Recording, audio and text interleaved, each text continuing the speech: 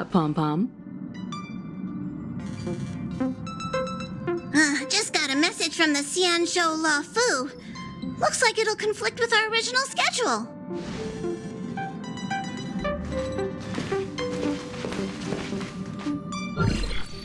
It's been a while, my friends on the Astral Express.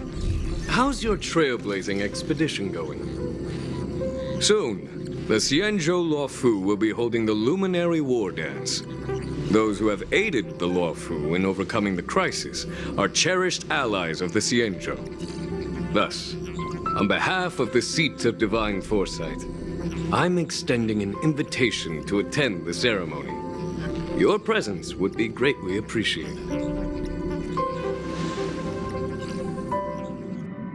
Well, things are getting lively.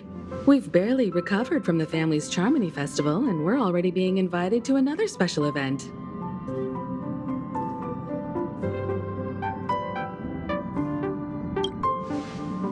Why not think about it this way? Our trailblazing expeditions are turning into blast expeditions, where we eat, drink, and play wherever we go. Blast? Expedition? Yeah! Wherever we go, we eat, play, and have a blast! So we should leave March behind to take care of the Express? Hey! That's not what I meant! I'm all for some fun. I just hope there won't be any surprise party crashers, like Friday or Saturday. The Xianzhou Luofu has recently overcome a crisis. By holding the war dance, they're demonstrating to everyone that they've returned to a state of peace and safety. But that's what everyone said before we went to Penacony. You'll be totally safe under the family's protection. No need to worry. The war dance is not like the Charmony Festival with all its hidden secrets. It's just a festival to honor the Rainbow Arbiter and the Cloud Knights, who fought against the abominations of abundance and protected the Xianzhou ships.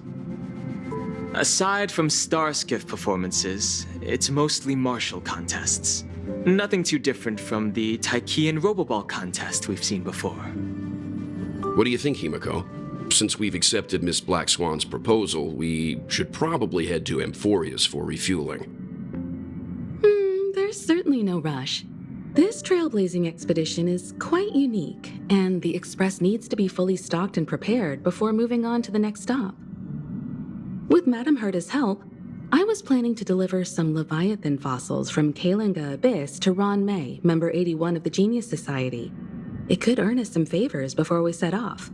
However, it may take a few weeks. So that means we're not going to the Luofu. Being an adult means maintaining relationships, whether we like it or not, March. Since we've been invited, it's only right for the Astral Express to attend the ceremony. So here's the plan. Pom-Pom will take everyone to the Xianzhou Luofu.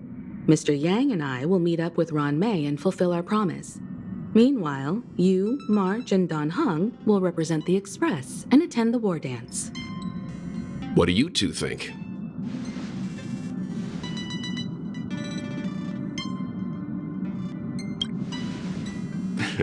I don't hear any objections. Now that everyone's on board with the plan, it's time to work to the Xianzhou Luofu.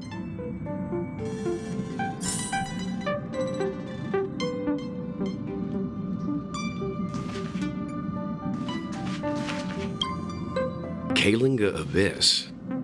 What does she expect to find there? Current research on the Leviathan merely proves how little we know about such life forms. That's why geniuses are interested in that field. Science is all about uncovering the unknown.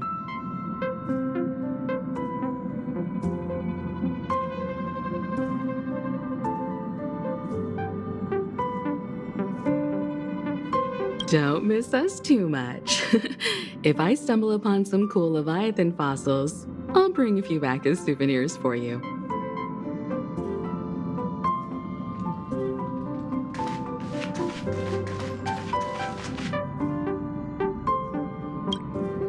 Himiko really knows how to convince people. Between Leviathan fossils and the war dance, the latter definitely sounds more fun. By the way, Danheng, this time you'll be taking a stroll with us on the Luofu, right? And just let you two wander around aimlessly on the Luofu by yourselves? I don't think so. Plus, Mr. Yang is right. The ambrosial arbor crisis just ended, and both the long life and short life species are still feeling uneasy. And that's why Jing Yuan wants to organize the war dance, to show that the Xianzhou Luofu is stable and safe. And since he has extended an invitation, it's only right that I visit my old friend.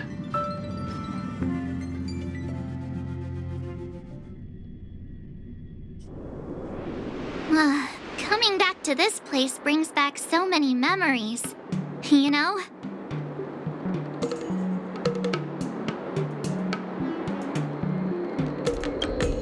Well, it's nothing too poetic. I was just thinking about all the twists and turns we went through when we first arrived at the Xianzhou ship. This time, we're not being forced or enticed or chasing after wanted criminals. And we didn't have to sneak in through the cargo dock. This trip has been incredibly smooth. Quite unusual, I must say.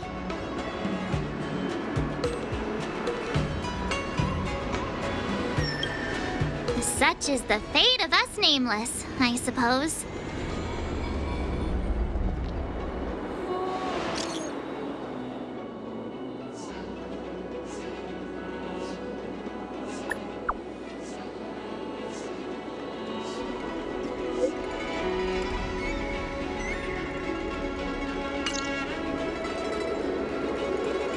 Is the Starskiff Haven always this crowded?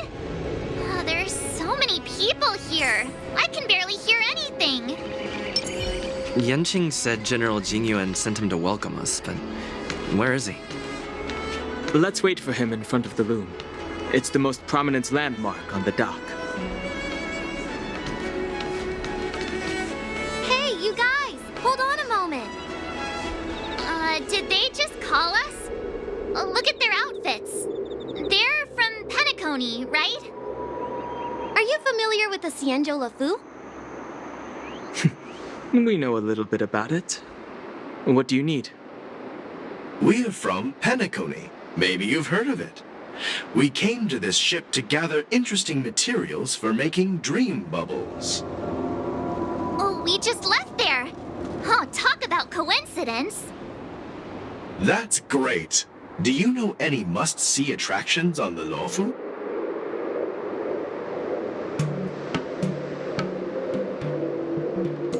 We did, but the locals were all like, come on, there's nothing worth seeing on the Luofu. It's so boring here. Ha, can't blame them.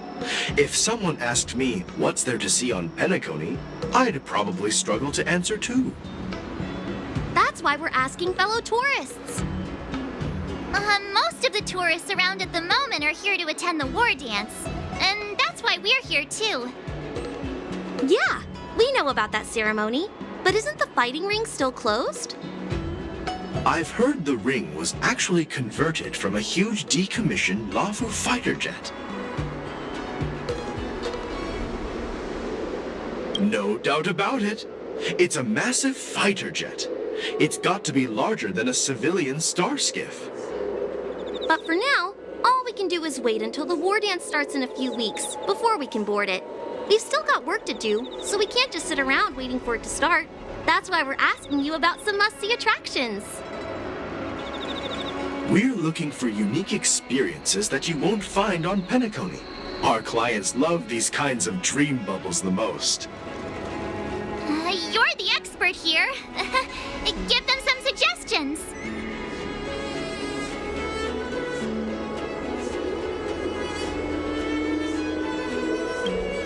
Oh, yeah! Fixed-Roll Garden! It's famous for supernatural stuff. With those mischievous heliobi floating around, it's pretty fascinating. Supernatural? I don't really like scary things, but our clients will love it. Ooh, it does sound interesting. Let's go check out Fixed Troll Garden. Maybe we'll bump into each other there. Look, Yanqing's here. Really? Let's go catch up with him.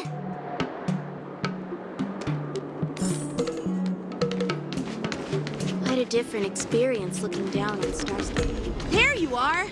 Everyone, this way!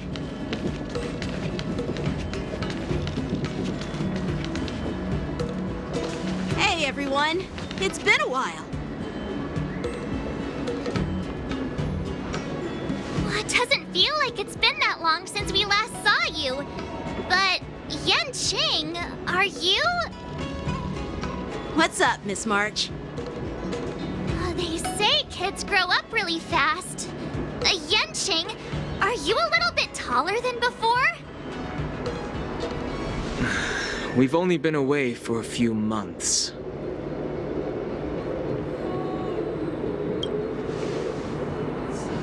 A long time no see. It's been a while. Oh, you've come along too, Mr. Danheng. Sorry for the delay. With the upcoming war dance and the Starskiff Haven being so busy, things are a little hectic. Seriously, I've never seen the Luofu so lively before. I was a bit worried that holding the war dance right after the Ambrosial Arbor crisis might be too soon. But seeing the bustling Starskiff Haven, I understand why General Jingyuan chose this timing. Yep. There's people from other delves and travelers like you three who have come from afar. With the war dance coming up, there's a huge number of visitors pouring into the Starskiff Haven. The Cloud Knights are working hard to keep the security tight. The General said this ceremony would help the Xianzhou Luofu recover from the crisis. It's a way to showcase our martial spirit, reassure people, boost morale, and attract visitors from other planets to promote trade and peace. By the way, the Xianzhou Alliance places great importance on this ceremony too. The Xianzhou ships, the Zhuming and the Yaoqing, have both sent messengers to offer their blessings.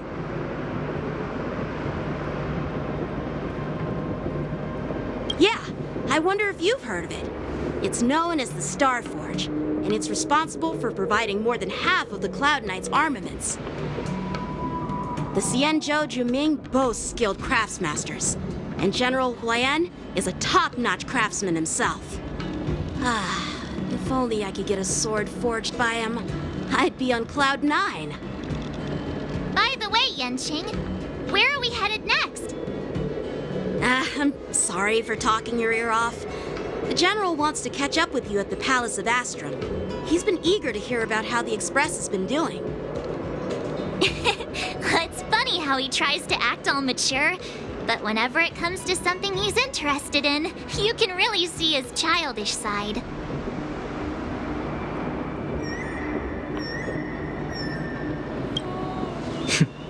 I agree.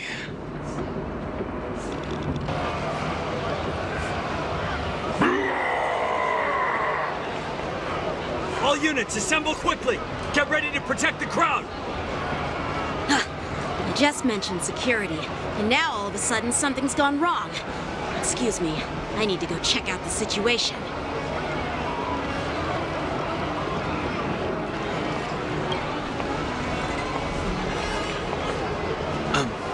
We'll go with you.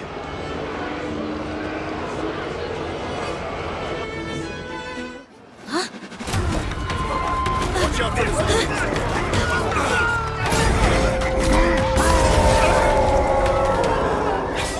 Protect the civilians. I'll deal with him.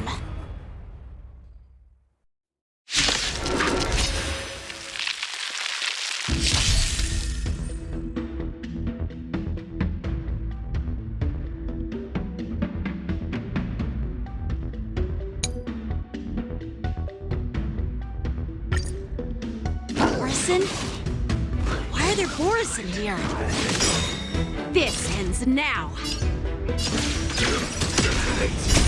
Until everything burns to ashes!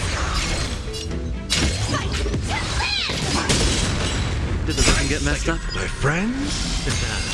Indulge yourselves! Let the show begin! That's all you got? It ain't over.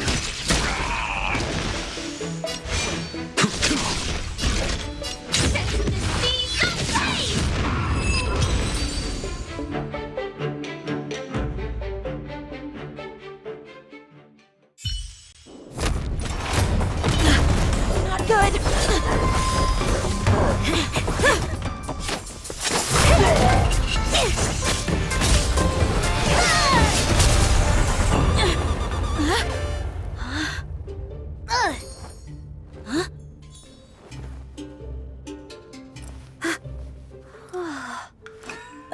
Thanks for the help. Sorry, no time to chat. Could you give me back my...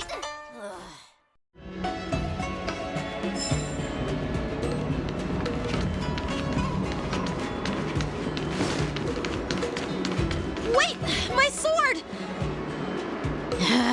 Let's just get down to business first. I'm sorry, but I'm afraid we'll have to put our plans on hold for now. I need to find out what's going on.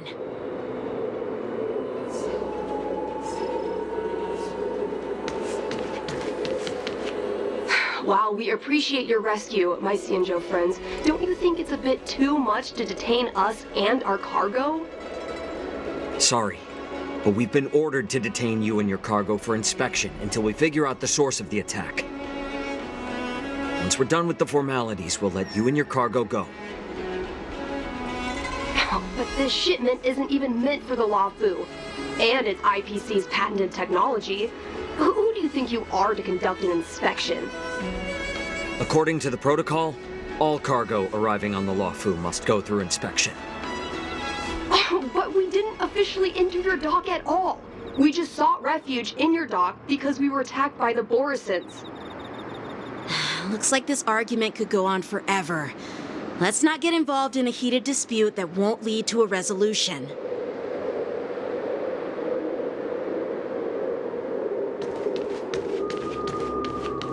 Please stay tuned.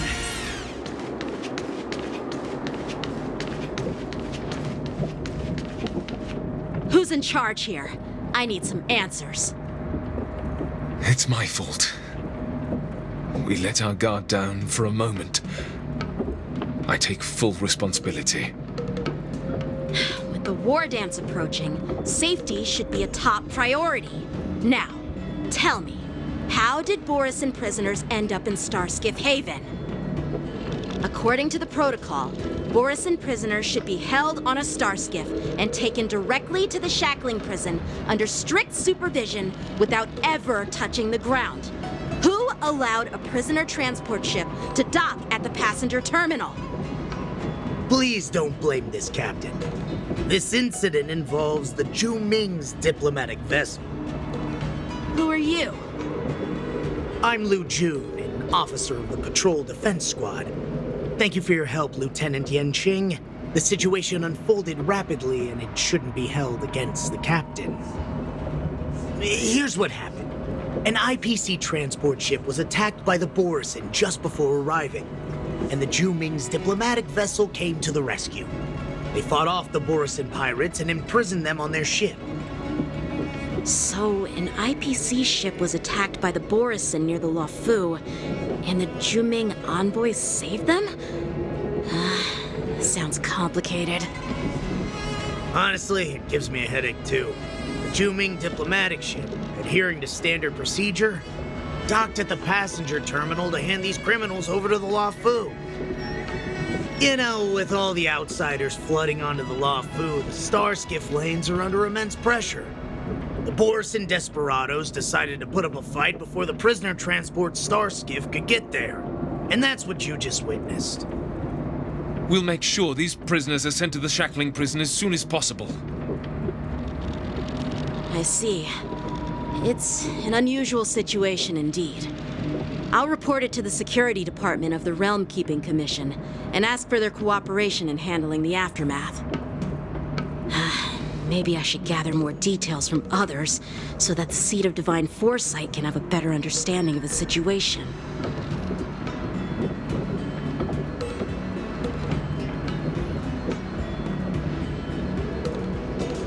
Oh, you look much maturer now, Yanqing. Please don't tease me, Miss March. The situation on the Xianzhou before the war dance is like a calm lake that can be disturbed by even the smallest pebble, capable of generating far-reaching ripples with even the slightest disturbance. What are those people? I mean, those monsters we just dealt with? Yeah, those werewolf monsters are known as Borisin. They are abominations of abundance, and we've been fighting them for a very long time. The Borisin have been a powerful force for a long time, plundering and enslaving many worlds. The threat they pose is just as terrible as the Swarm disaster, and the Alliance even had a fierce war with them 3 decades ago. Their presence has faded over the years, but who would have thought? According to that officer, they attacked an IPC ship near the Xianzhou Luofu.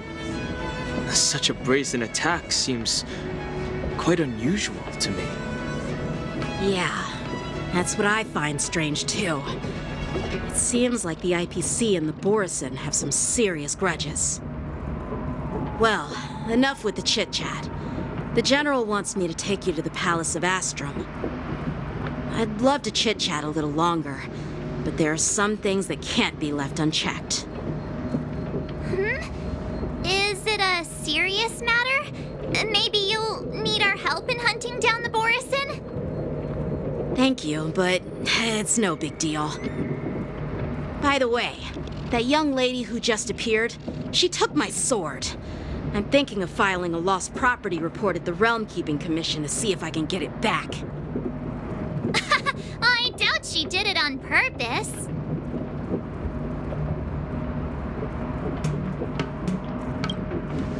Perhaps she's around here somewhere. Shouldn't we take a look? All right, let's not keep the General waiting. Don't worry. There aren't many people out there with that kind of talent. It shouldn't be too hard to find her.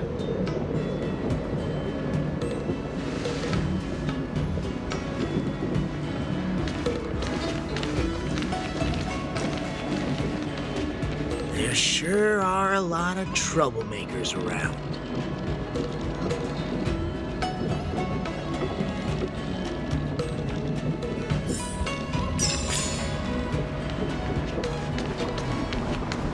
Success and failure. How time flies.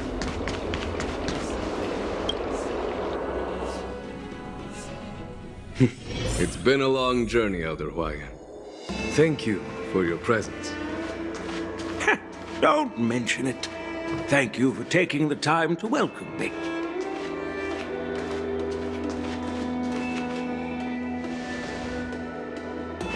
General, I brought our guests from the Express. Oh, I'm sorry for my bad timing. I didn't know you were meeting a guest, General. Don't worry, you're just in time.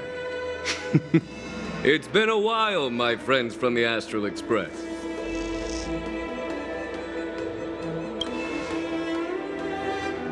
All is well when you have friends coming from afar. Allow me to introduce you to General Huayan. He's the Arbiter General of the Xianzhou Juming, known as the Flaming Heart. No need to be so formal. I'm just a tourist here, no different from other tourists who've come to attend the ceremony. Elder Huayan is not only one of the Arbiter Generals, but also the Furnace Master of the Artisanship Commission. Besides his martial skills, he excels in forging various weapons. Such talents are unique, even among the Arbiter Generals. Be it Arbiter General or Furnace Master, these are merely titles given to me long ago. I've retired several times already, but with the current change in circumstances, the Marshal has called me back to duty, and I had no choice but to answer the call. Well, in the end, I'm to blame. Living such a long life naturally brings its share of disapproval. It's an honor to meet you, General Huaiyan. It's my honor to meet you, General Huaiyan. No need to be all formal. Today I'm just a guest on the Luofu, the same as all of you. So, these three are the ones you mentioned, Jingyuin? The heroes who helped you with the Ambrosial Arbor crisis? Indeed. There's Don Hung, March 7th, and him. Without their help, I'm afraid the Luofu might not have easily overcome this crisis. So, the Imbibitor Lune's reincarnation has returned to the Luofu and will attend the war dance. I'd love to have a drink with you should the chance present itself. You're more than welcome, General Huaiyan. And this young friend is? Yanqing, my apprentice. He remains by my side as my retainer due to his youth, which I hope will season him with experience. He will stand for the Luofu's Cloud Knights in the upcoming war dance, ready to take on all kinds of challenges. Great, great! It's a real treat to see so many talented young people around here today. Oh, I almost forgot. This is my apprentice, Yoon Lee. It's you! Oh, it's you. Hello. Oh, you two already know each other? Guess we don't need any introductions then. What a coincidence! I was afraid I'd have trouble finding this girl. Oh? Now you've piqued my curiosity. Tell me, how did you two become acquainted? She helped me capture the escaped Borisin prisoners at the Starskiff Haven. Allow me to express my gratitude for you. But when you left, you took my flying sword with you. Your flying sword? Oh, so that's why I found a dagger in my bag. Turns out it's yours. Yes, it is. Now that we've met again, I hope... Nope, that won't do. Won't do? You want your sword back, right? Well, you can't just take it back. On the Juming, when you lose your sword on the battlefield, you have to reclaim it on the battlefield. As for this little sword, it was supposed to strike that escaped Borisin prisoner. But unfortunately, its owner's agitated state caused it to fly off like a kite with a broken string, and it missed its target. By the way, if I hadn't caught it and helped it hit its mark, that Borisin prisoner would have gotten away. Hold on a sec, Yoon Lee. You took my sword without even asking, and now you're refusing to give it back? So much for Luofu swordmasters. What did you just say? If you just stepped up and took your sword back from me fair and square, I would have totally respected you. But nope, you tried to play it down, expecting me to just hand it back to you like it's nothing. In front of everyone. With all due respect, you don't honor your sword, so you don't deserve it. Hasn't anyone told you that taking without asking is stealing? If you want to settle this with swords, fine. Let's have a one-on-one duel right now. Yanqing. Well, that's more like it. Just be careful, because I'm not as easy to handle as the Borisin. You two, be quiet and apologize to Yanqing. Hey! Whose side side are you on, Grandpa? I don't take sides. It's a small misunderstanding, and an apology would be too much. I've heard about the Zhu Ming's incredible swordplay and craftsmanship, most notably the legendary Flame Wheel Octet. Seeing Miss Yun Li, who is among those ranks today, well, I must say she definitely has that fiery edge. Such grandiose names. Some folks love to spin these fancy titles, trying to set the Cloud Knights apart. Yun Li is still just a young girl, a bit awkward and hot-tempered.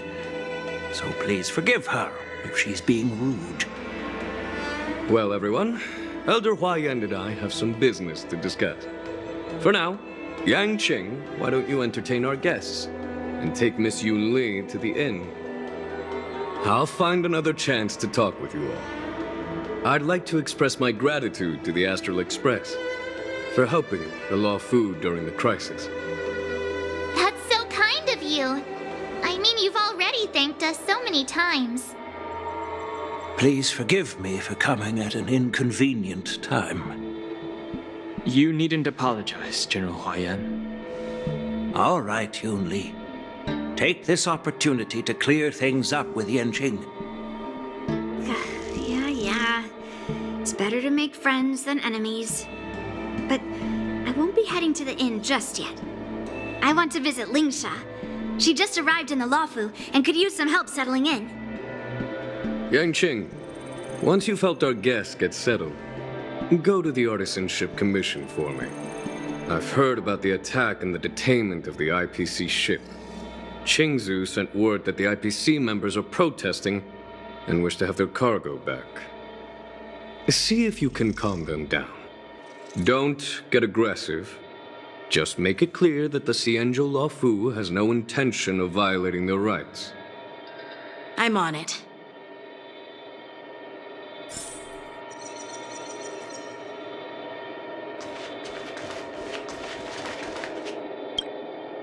This is the report Qingzhou just sent me. Let me take a look.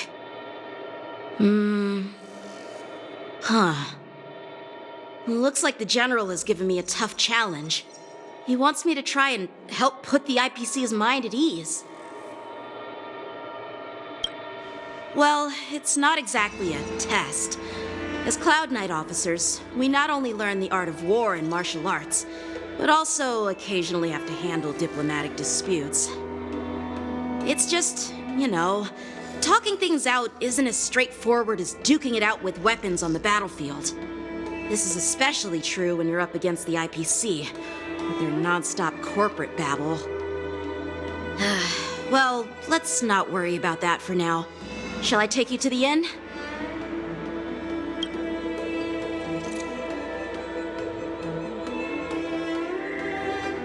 It is the Luofu's honor to have you in attendance at the war dance. Yet, the fact that a simple martial arts ceremony has attracted esteemed generals from the Zhu Ming and the Yao Qing implies intentions beyond mere spectating. Might there be any specific instructions from the Marshal? You're overthinking it, Jingyuan. As I said, I'm here to broaden my granddaughter's horizons. I have no ulterior motives. However, I have no clue what the Yaoqing Arbiter General has in mind. Do you remember when you accepted this position? I told you that an Arbiter General's battlefield goes beyond the physical one. You'll need to lead and manage everything on the Xianzhou. The title of Arbiter General holds a weight far greater than its literal meaning. So many years have passed, and you've done well. However, longevity for the Xianzhou people can be a curse. Living too long means that every mistake you made will lurk in the shadows. And one day, they'll eventually catch up to you. The Marshal knows everything that has happened on the Luofu. As for the Merlin's Claw of the Yaoqing, she has come specifically for you. Speaking of which, why hasn't she arrived yet? They say the Merlin's Claw strikes like lightning. Being late isn't her style. That's not true, General Huaiyan. She's been here a while, but I'm sure you've heard of her unbridled nature. As soon as she disembarked from the star skiff, she mentioned having something to attend to and simply disappeared. You must be the messengers from the Xianzhou Yaoqing, I assume. We are Jiaoqiu and Moza, retainers of the Merlin's Claw. It's an honor to meet you in person, Arbiter Generals. Now this is interesting. A guest who doesn't come to visit but sends a message instead. What does she mean? Tell me, what could be more important to her than coming here? Master heard about a spectacular view in Scale Gorge Waterscape. I believe she went there to enjoy it. A spectacular view? Did you hear that, Jingyuan? This person is being sarcastic. Please do not misunderstand me, General Huaiyan. I was simply stating the truth. Master thought it would be inappropriate to keep you waiting, so she sent us here. Once she's finished with admiring the scenery, she'll personally come and apologize to the both of you.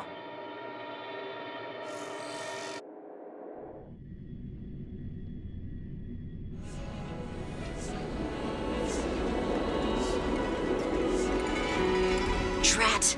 I forgot to ask Yun Li to return my sword. No need to bother. The Juming envoys won't be leaving the Luofu anytime soon. I'll ask for it later when we meet again.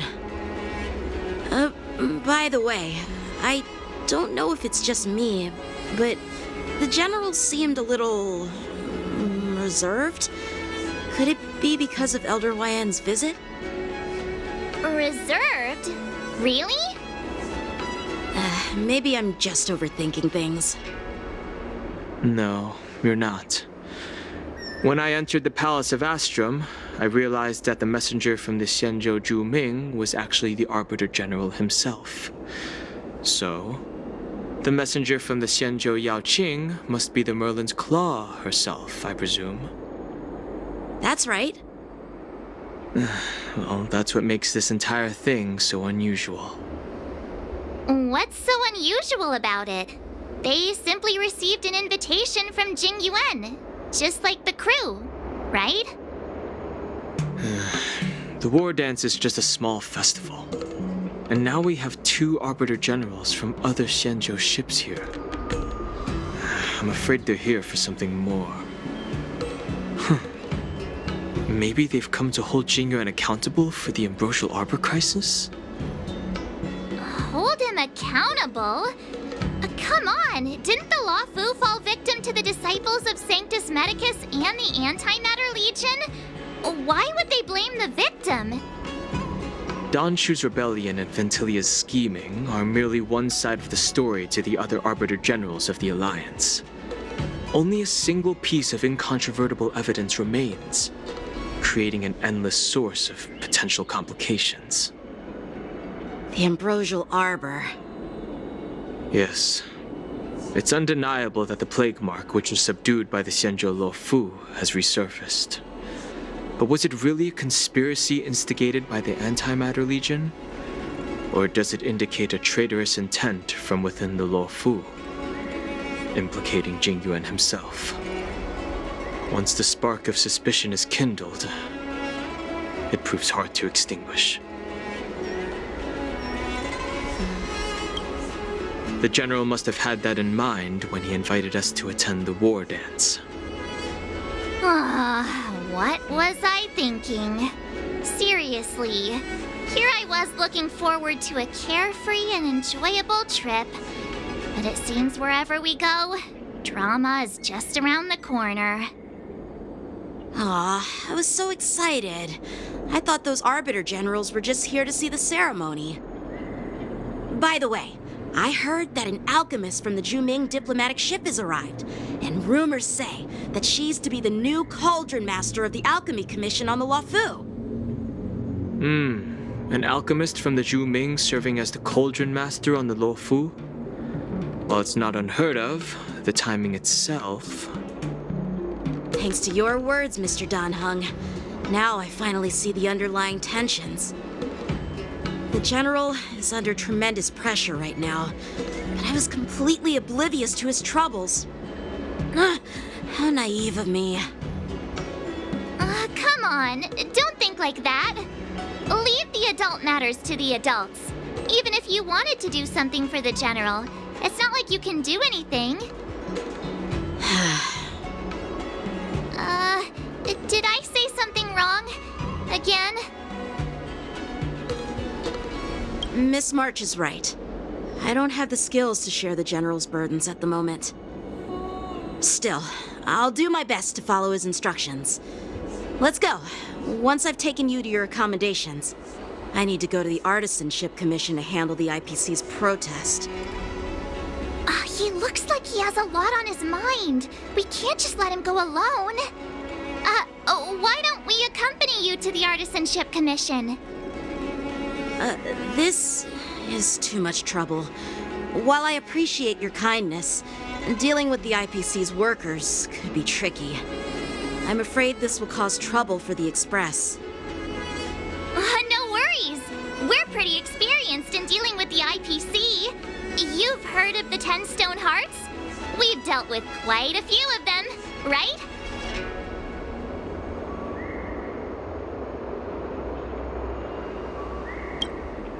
Yeah, exactly. Are you being sarcastic?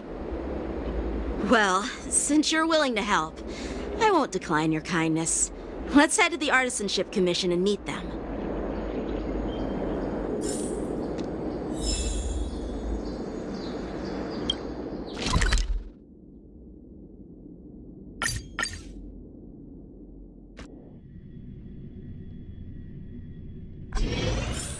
Can I really reason with you Xianzhou people? I think I get it now. In your words, this is called looting a burning house, right?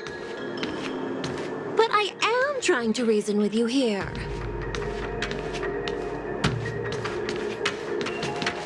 Ugh, that toxic voice sounds familiar. Haven't I heard it before in Arum Alley? You know what? This isn't my first time dealing with the Skyfaring Commission. I can handle your unreasonable ways. But straight up snatching IPC cargo, isn't that going a bit too far? Just as I've said it many times already, once we've inspected the cargo and completed the security check, you can be on your way. Is there something wrong with your ears, or is it just your brain? I'm hearing you loud and clear. I'm thinking clear. And my answer is crystal clear. Not a chance.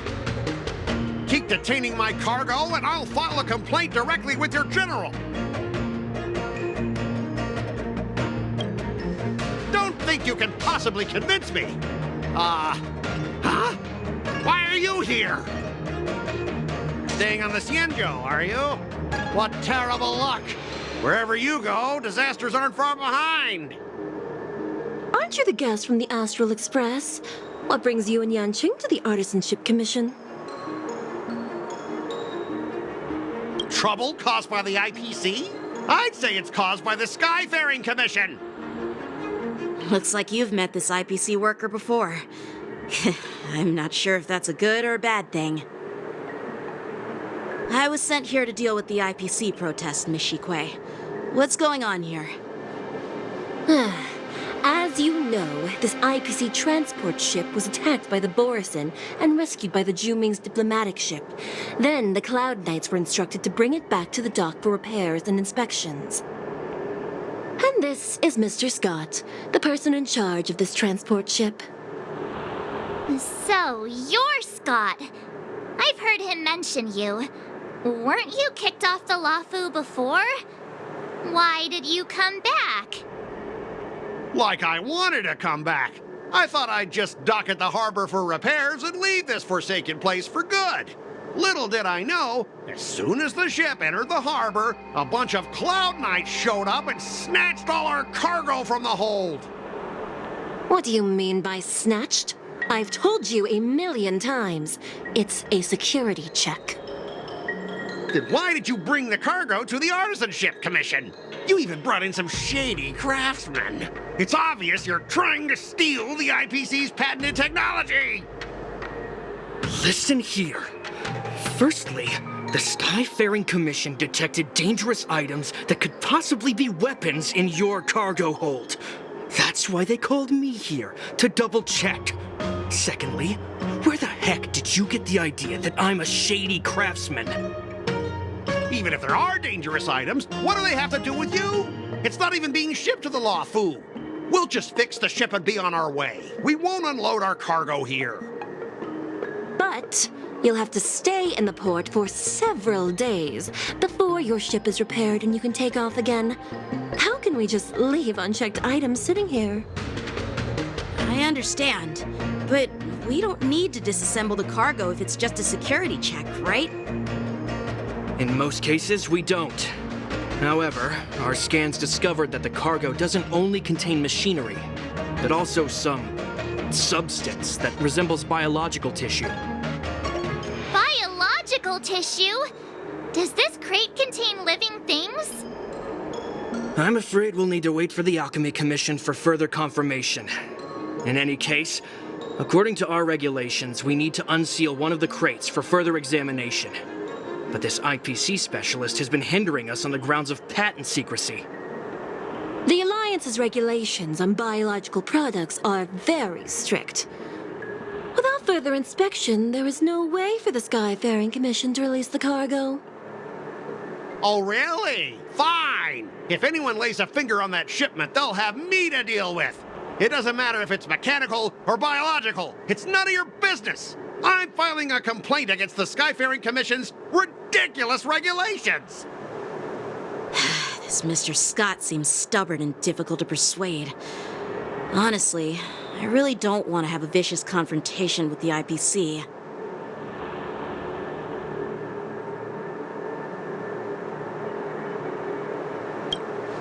I heard how you helped Aramali. The IPC representative back then was Mr. Scott, right? Since you've dealt with him before, it looks like I'll have to rely on you again. What are you guys whispering about over there? Just hurry up and give us back our cargo.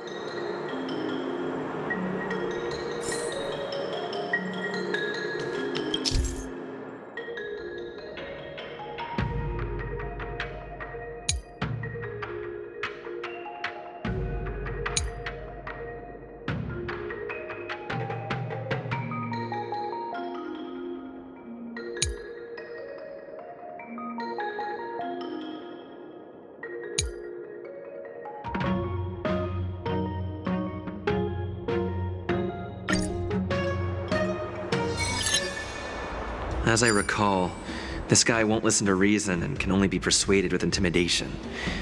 But he does seem to follow rules to some extent. Let's use that against him. Speaking of regulations, we have our own laws and regulations too. According to Article 4 of the Xianzhou Alliance IPC Trade Consensus, the Alliance and IPC shall never infringe on each other's intellectual property rights.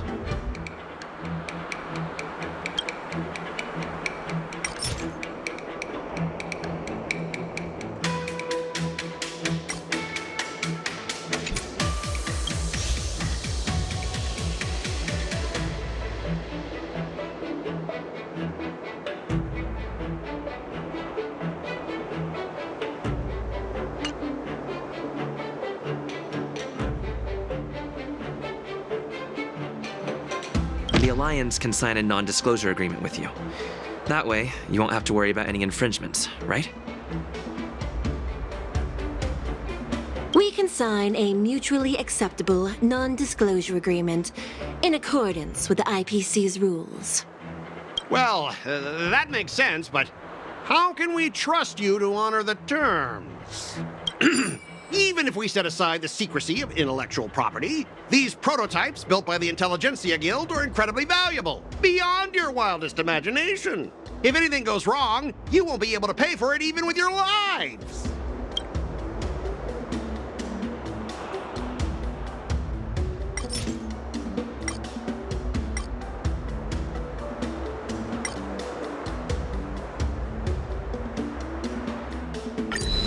Huh?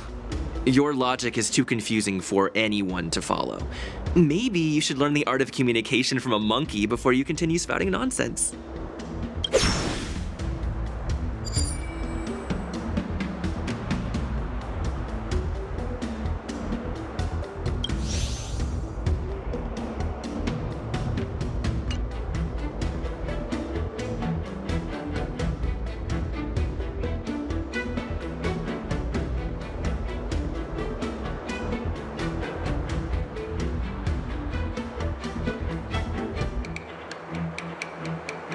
Can you give us an exact amount, Mr. Scott? If there's any damage after the inspection, the the Skyfaring Commission will compensate you. The Skyfaring Commission. Yeah, they will compensate you, provided a detailed report of the damage is submitted. I don't doubt the financial strength of the Skyfaring Commission. However, this is not just about money. Well, you guys sure know how to argue your case. Fine, I'll allow you to do the security inspection. It's just that, I need some time to sort things out. This is a big deal. Let me talk to headquarters first. So, Mr. Scott, are you just stalling for time and planning to leave the Xianzhou as soon as your ship is repaired? To avoid the Skyfaring Commission's inspection? Well, IPC staff are free to come and go, as long as they don't break any laws. Yeah, you've got some insight there. Who are you again?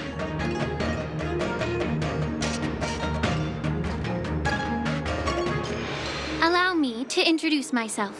I'm Lingsha, Cauldron Master and head of the Alchemy Commission on the Luofu. Could she be?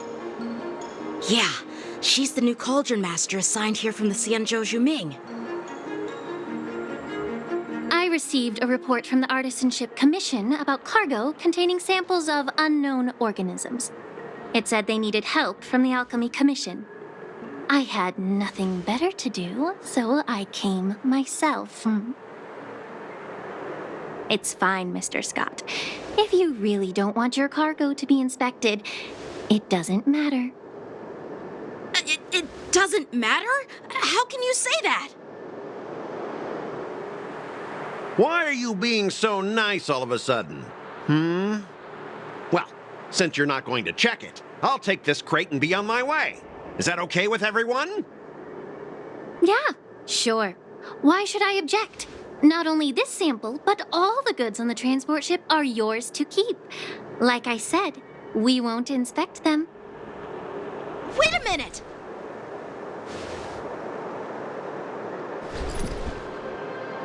Well, that's more like it.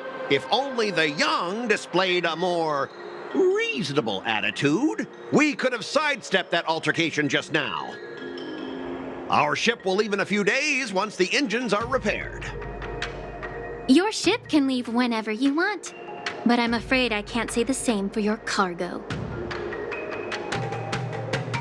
According to the import and export regulation signed between the Xianzhou and IPC, all biological shipments can only leave the port when they have confirmed to be of no threat, or when all biological activity expires. Since we can't determine if your shipment is safe for the environment, I guess we'll have to wait for its biological activity to expire. Let me check the previous cases. Normally, it'll only take around 47 star calendar years. Only 47 years? Why so surprised? You're still young and full of energy. I'm pretty sure you'll live a few more decades. Have Have some confidence in yourself. Ha! Typical of a long-life species. Your words are dripping with sarcasm. While you may not care about time, I do. I'll be demanding double compensation from the Skyfaring Commission for every minute wasted. Sure thing, Mr. Scott. You seem pretty confident that your career and life will last long enough to witness this victory unfold.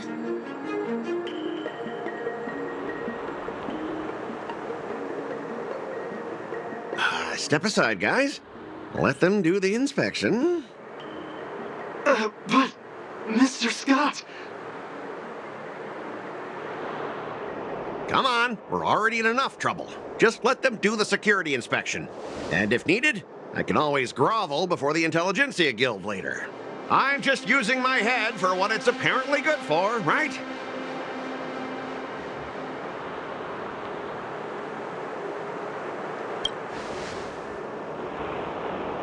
Well, honestly, at least you're not as annoying as that woman.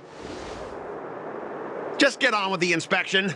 Don't act all chummy with me now that you've got your way. This lady is really something else.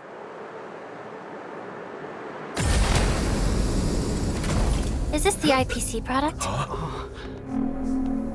Listen up. Any damages caused by inspections will be filed with the IPC.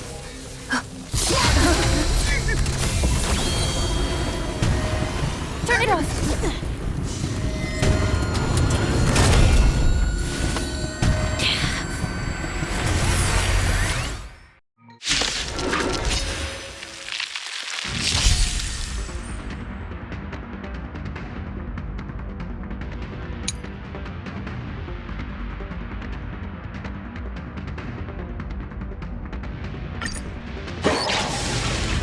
Oh, how unexpected. That was a surprise. Until everything burns to ashes! Set to the sea, some Stay in step. Let's improvise. In the mood for another beating? Your end approaches. I will claim fight. Dreams do come true. Let the show begin!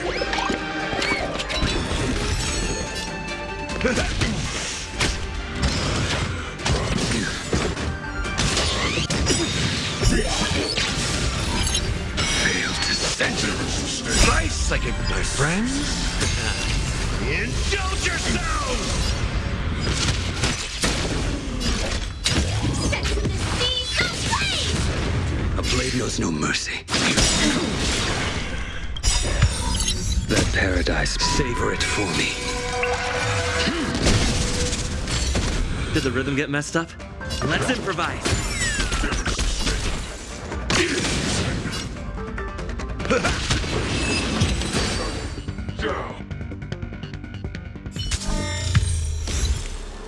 Were you seriously planning to leave this stuff unchecked at the dock for days? That's way too dangerous. I had no idea about it. You must have accidentally triggered the cargo's defense program. I don't think trying to shift the blame is a wise choice. But seriously, I don't know why that thing suddenly started moving. I swear on the Amber Lord. Enough. Miss Shikwe, please escort our IPC guests to the Skyfaring Commission. I'm on it. Please follow me, Mr. Scott.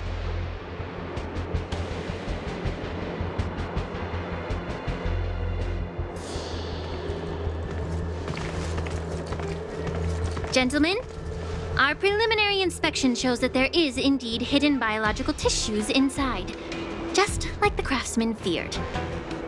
I can't even tell if it's ingenium or biological in nature.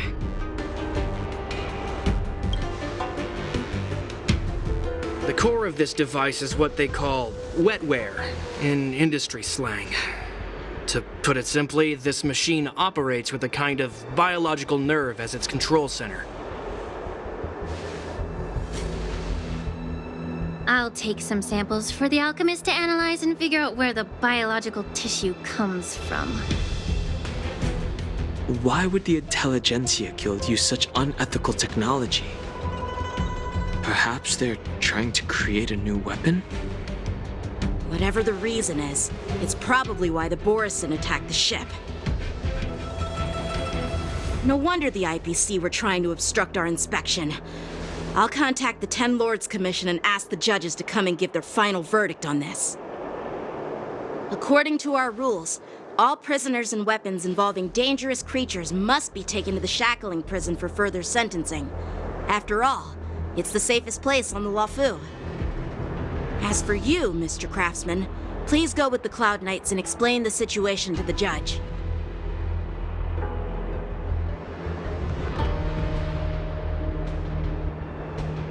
I had a feeling that the IPC members would cause trouble, but I didn't think they'd be this tricky.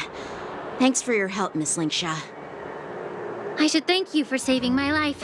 Your sword skills were impressive. Taking down that big guy. I thought the General's retainers were all burly martial masters. I didn't expect Yanqing to be so...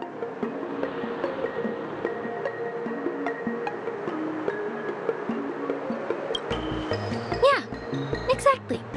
He's young and talented. As for you, you must be the guests from the Astral Express, right? Saving the Luofu from that crisis. It's so impressive. It wasn't a big deal. Really. It's still early, so why don't we get some tea at the Alchemy Commission? We can discuss your suggestions for revitalizing the commission. I'd be happy to accept your invitation.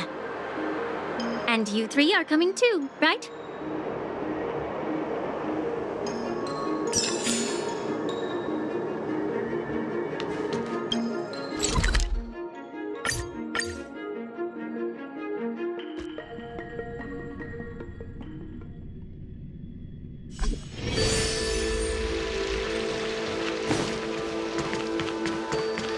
I'm here to pay Please stay tuned. The news is spreading pretty fast.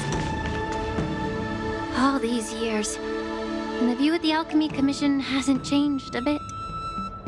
The tides come and go, but the ancient sea remains the same. For us Vidyadhara, there's nothing more nostalgic than our homeland. You're a Luofu native, Miss Lingsha? Yes, I grew up here, listening to the sound of waves while researching prescriptions with my mentors and peers at the Alchemy Commission. It's kind of sad, isn't it? Everything changes, but somehow remains familiar. Just like you, Don Hung, I traveled far from home, and now I've returned. Seeing the familiar scenery brings back a hint of nostalgia. The view here would be even better without the ambrosial arbor. Oh, really? I think that towering tree looks pretty impressive.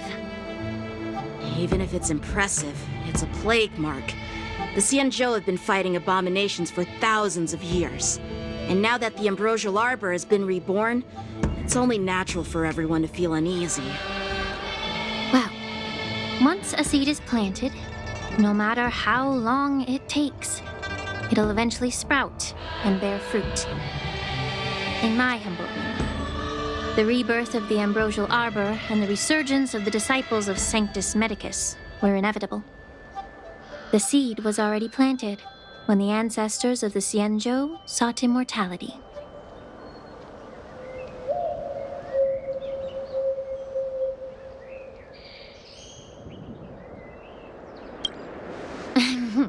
My bad.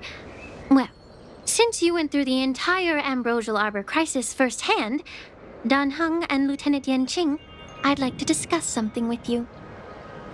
What would you like to discuss, Miss Lingsha? I was lucky enough to be chosen by the Alliance to come in and clean up all the old grime in the Alchemy Commission. Honestly, the Alchemy Commission is riddled with problems and has reached a point where fixing it seems impossible. I'm looking to remedy this problem, but was wondering if you could provide any insights.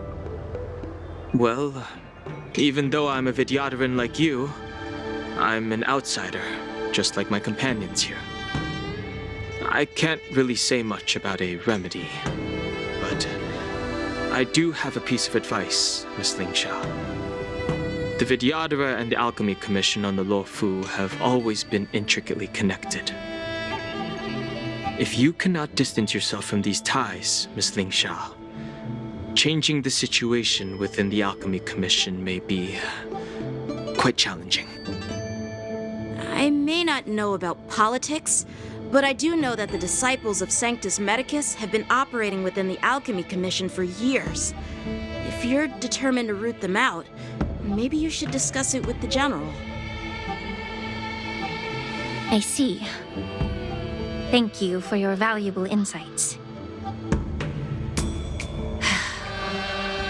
While the Lux Arrow from the Rainbow possesses unparalleled power to sever the Ambrosial Arbor, it can't sever mortals' desire to prolong their existence.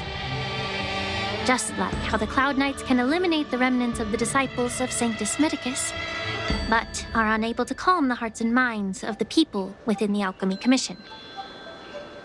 Our Xianzhou forebears knew this well, and that's why they entrusted the duty of guarding the roots of the Arbor to the Vidyadhara.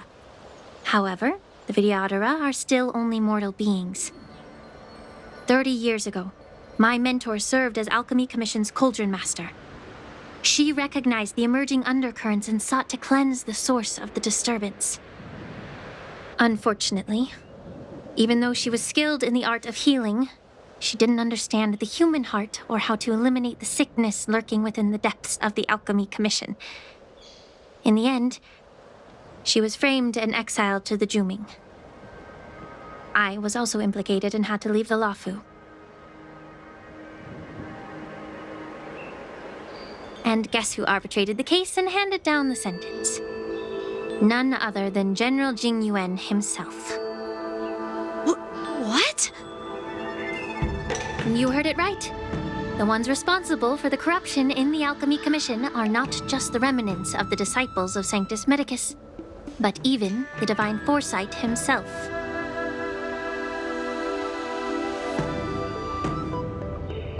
Alas, why is your face turning pale, Yanqing? Don't worry about it. I understand that when someone holds a position of power, they may sometimes have to make tough decisions. I won't hold any personal grudges against him. Besides, at our age, holding personal grudges is a luxury we can't afford. Lingsha, you're back! I've been waiting ages for you.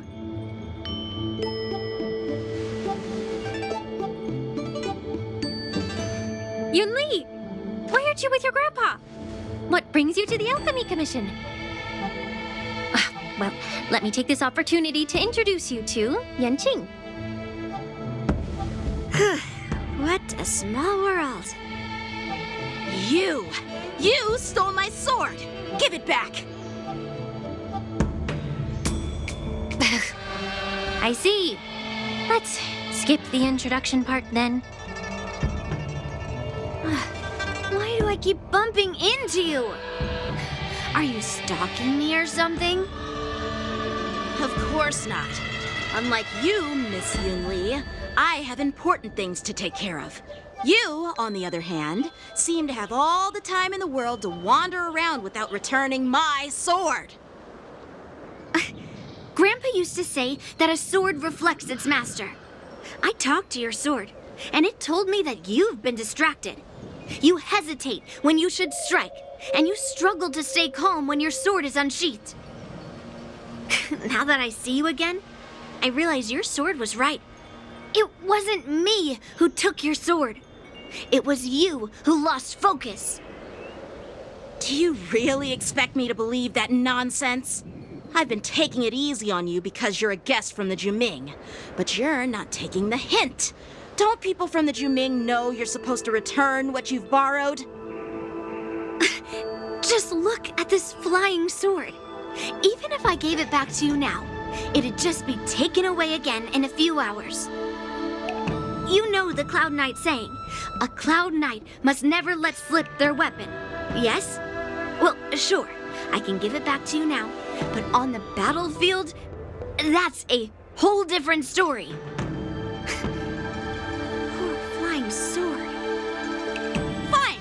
You don't have to give it back, because I'll take it back myself!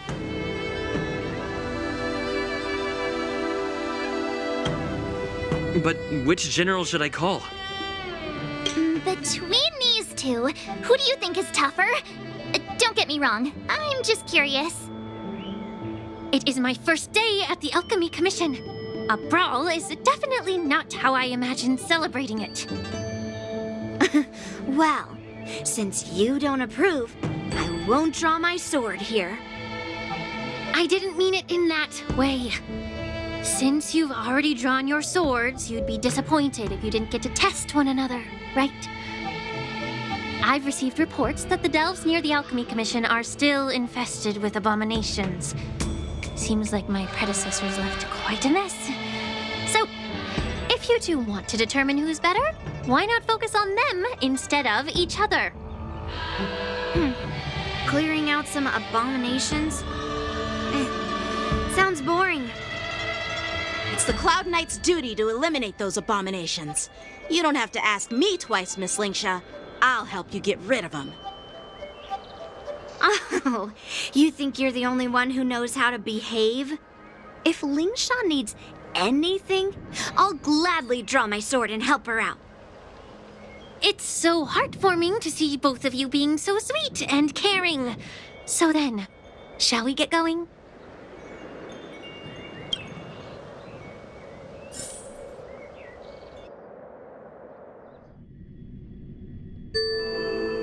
Ever since the disciples of Sanctus Medicus were eradicated, their experimental abominations have been festering here. If you want a contest, I'll be the referee. The one who kills the most abominations within an hour wins. Lingsha, as always, you're still an expert in making unpaid work sound so noble and grand. It's for your own good, little Yunli. While you desire to compete against each other, I don't want to see either of you getting hurt. That's really thoughtful of you, Cauldron Master. So, are you both ready?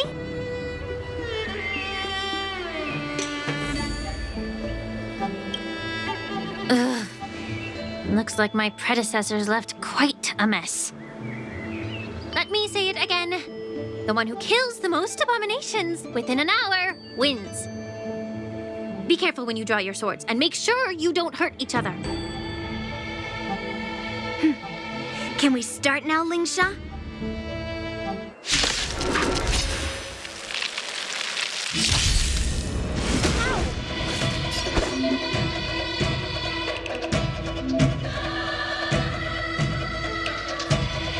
Strike the park! Stand in position. Attack! Until everything burns to ashes! Set the seas aflame! I didn't expect someone who can't even hold on to a sword to actually have some skill. Let's improvise. The mood is set. Let the show begin. In the mood for another beating?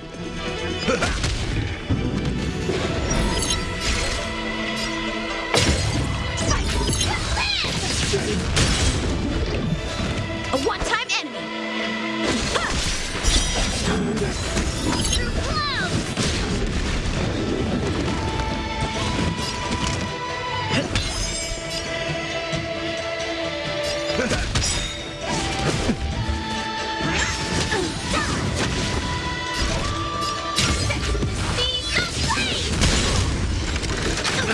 Confidence.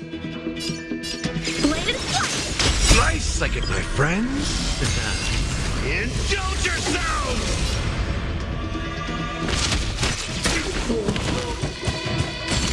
Take your positions. Dreams do come true. The mood is set. Let the show begin. Join battle. Attack! Strike apart! Swords descend!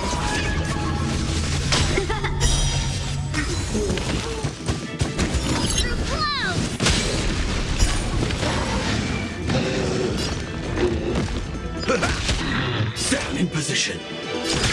Detonate. Until everything burns to ashes!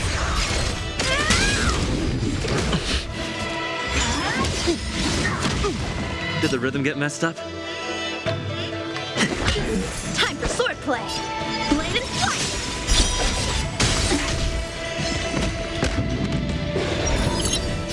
This is more than a battle.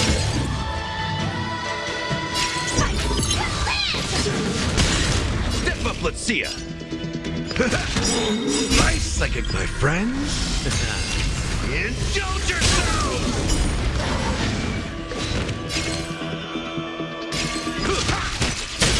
Did the rhythm get messed up? Let's improvise. The mood is set. Let the show begin. A one-time enemy! Strike apart! Firefly Type 4 in position.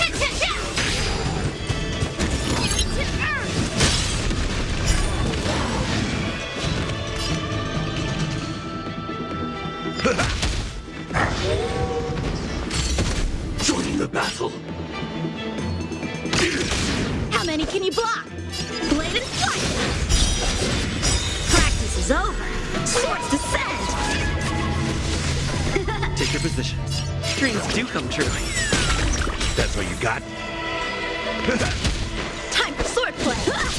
Stand in position. I win, Miss Yun Li! You got lucky. Why don't you just give me back my sword, sincerely apologize, and then go cry your eyes out to your grandpa? Consider yourself lucky that I'm not interested in your rusty sword, as I don't have the nasty habit of snatching other people's weapons. All you did was chop down a few monsters. Don't get carried away with yourself. If you think you can just take this sword from my hand, go ahead and try.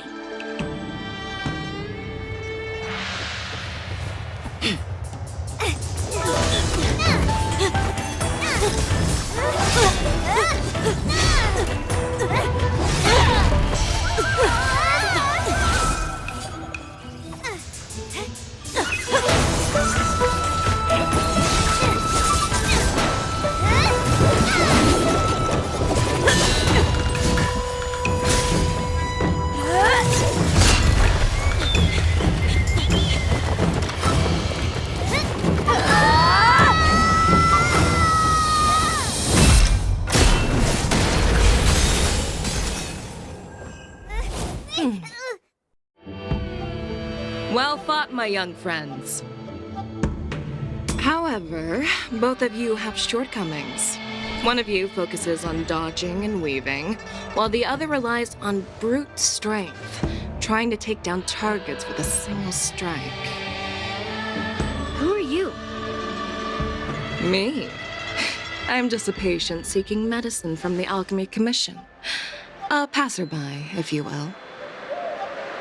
I thought I'd see my fill of impressive fights during the war dance. Yet here I am, able to witness a remarkable fight at the Alchemy Commission, of all places. Well, the Luofu is never short of surprises. However, I have a small suggestion for you. Why don't you settle this dispute fair and square in the war dance's ring? That way, you can resolve your differences with a proper duel and put your grudges behind you. Grudges? No, not at all. Yun Li and I, we were just sparring. Sparring? You summoned your flying swords and she swung her sword with full strength. No grudges between you. I don't believe it. Aha! through here, Lady Feixiao. Have you finished your health consultation with the Dragon Lady? Feixiao? Grandpa always talks about you. Could it be that you're... The Merlin's Claw of the Xianzhou Yaoqing? Looks like I'm quite famous on the Xianzhou Luofu, too. Of course. Everyone has heard of the great general. Known to all, and unbeknown to none. Great General? Isn't that title a bit too narcissistic? I don't like it. Ooh, I heard there's a dozing general on the Luofu, so I came up with a humble nickname for myself. The Lacking General. Lacking in worries, regrets, and rivals. Sounds much better, right? Yeah, that's a befitting title that sounds both humble and impressive. Now that the sparring session is over, Yanqing and Yunli, shouldn't you politely thank General Feixiao for her guidance and bury the hatchet? Here's your sword. Keep it safe. Or it might get taken away again. By the way, we haven't settled the score yet. I'll defeat you fair and square next time we fight. This is how she apologizes? Now that I finally got my sword back, I should report to the seat of divine foresight. I'll take my leave, General Feixiao.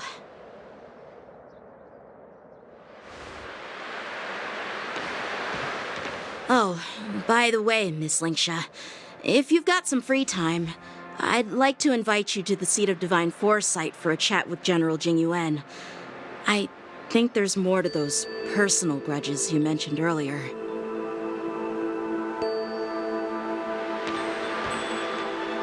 Thanks for stepping in, General Feixiao.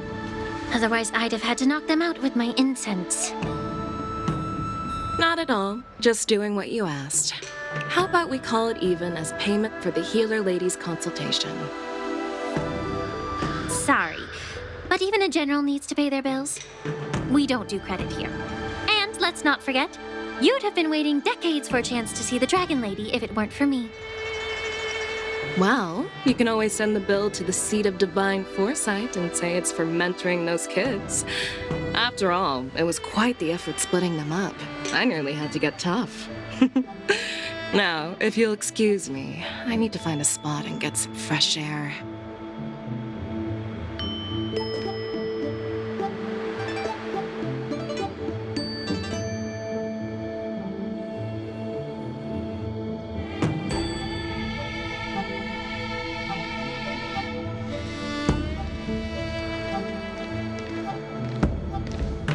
Back already? You've met with Jing Yuan and wandered around for a few hours.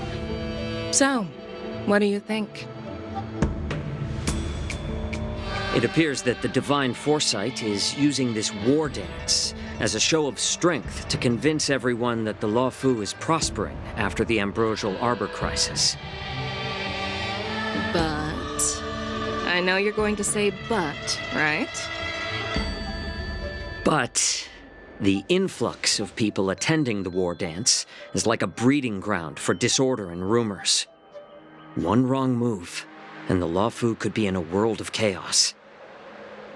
The Cloud Knights on the streets remain vigilant, so at the very least, General Jing Yuan is aware of this.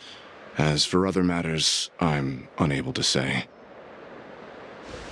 I'd prefer to be excused from future meetings with generals. I'm just a military healer. And now all of a sudden I'm thrust onto the center stage having cordial chats with two generals? My work doesn't lend itself to being in the limelight either. Just stop whining. At least you're in one piece, right? Before getting in touch with General Jing Yuan, I wanted to put aside my assumptions and see his momentum. That includes the overall bearing of the Cloud Knights on the street, what people are saying, and how those close to him behave. The might of an army dwells not within its pawns, but within the force of its collective momentum. Recognizing this fact reveals the true measure of power. Thanks for enlightening me, General. A perfectly clear statement turned confusing thanks to your translation. You made me lose where I was now. Anyway, this is how I operate in battle, so you might as well get used to it. Are you treating General Jingyuan as your enemy? The longest-serving general of the Xianzhou Luofu. Do you think he'd have only a few enemies? By the way, General, you met the healer lady, yes? Could you show me the medicine she prescribed you? Well, the healer lady couldn't do anything about my condition. She just told me to enjoy some tasty food. So not even the famed healer lady could help? Don't worry. I'll fulfill my promise and find a way to cure you. Actually, I've found some leads. Well, life and death, Jiao Chou. It's all predetermined. Upon starting my military career, I made a pledge that the rest of my life would be dedicated to being the Xianzhou spearhead, hunting down the abominations of abundance till the end of my days. As long as I can fulfill that deep-seated desire, I don't care how long I live. You asked if I view General Jingyuan as my enemy. No. My real enemy has always been myself.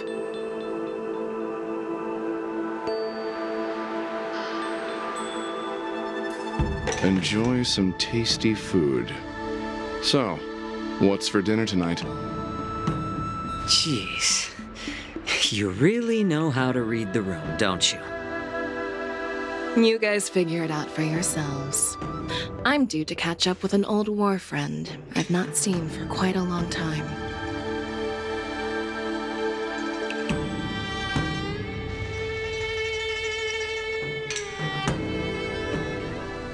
Hey! Was that the Yaoqing general who just dropped in out of nowhere? Oh, she's so awesome! I mean, when Yun Li swung that massive sword, she just casually blocked her attack with ease. And mine too. Yeah. But to go up against Yun Li is quite impressive, you know? That aura of heroism and grace, it almost makes me want to learn Xianzhou swordplay. You think so too, right?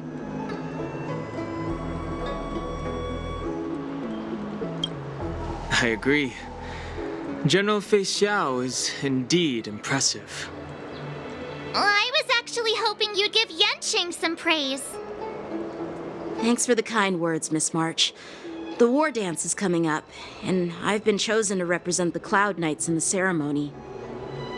I've had my fair share of defeats lately, and even though I know there are always more skilled sword masters out there, seeing General Fei Xiao's skills today has made me feel a bit uneasy again.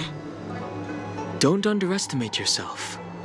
After all, generals won't fight in the ring during the war dance. Just remember the state of mind you had when you single-handedly took on me and Blade, putting life and death aside. With that mindset, you can prevail against most challengers. I see.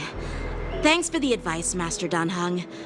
By the way, now that today's events are over, General Jingyuan wants to invite all of you to the Seat of Divine Foresight. He has something important to discuss. I bet it's about how to deal with the generals from the Yaoqing and the Zhuming. I really don't want to get caught up in grown-up games so soon. I just hope Generals Fei Xiao and Huaiyan can see the truth. We don't need any more chaos on the Luofu before the war dance.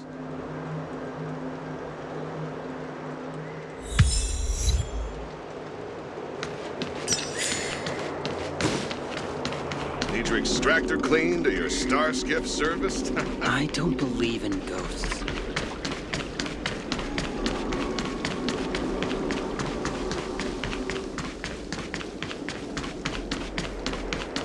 Would you like me to relay your message? Would you like me to relay your message?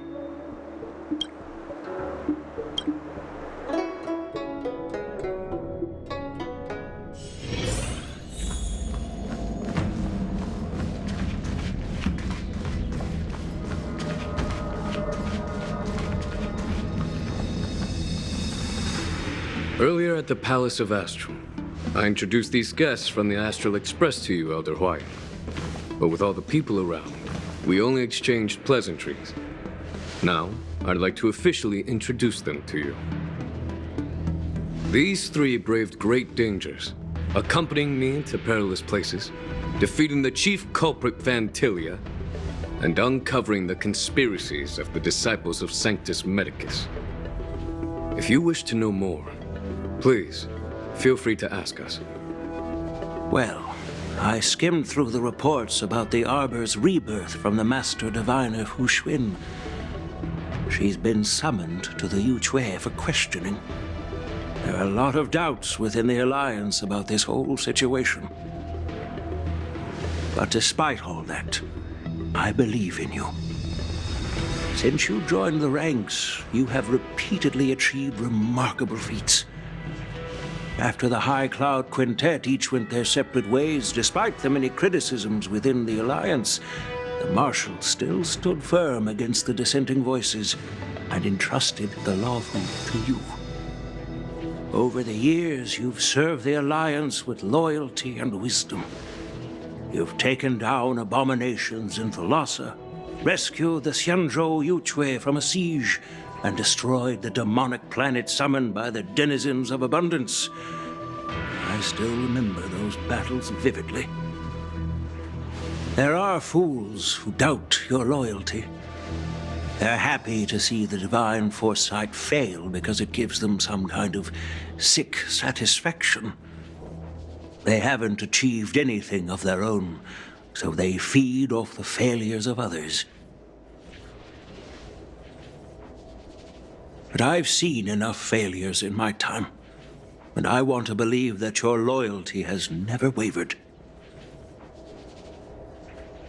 So, General Fei Xiao of the Yaoqing is the only one investigating the Ambrosial Arbor crisis on behalf of the Alliance? No. I am too. This old man's words always catch me off guard. The Marshal ordered me to come to the Xianzhou Luofu, but the document only says, attend the war dance and listen to Fei Xiao's questioning.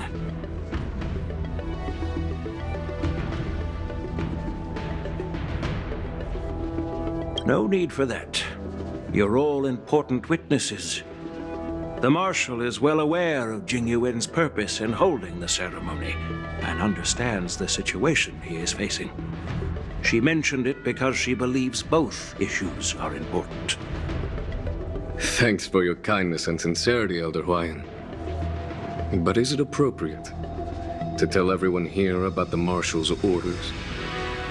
By introducing the Express's witnesses to me alone, aren't you aiming to discern the intentions behind both my actions and Fei Xiao's, and whether there's any discord between us?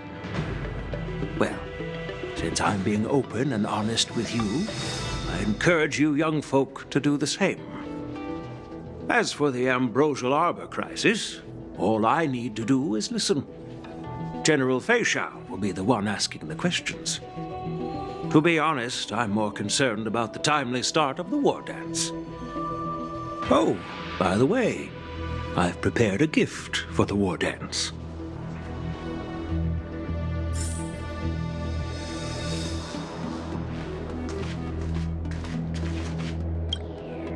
Yes, it's this case right here.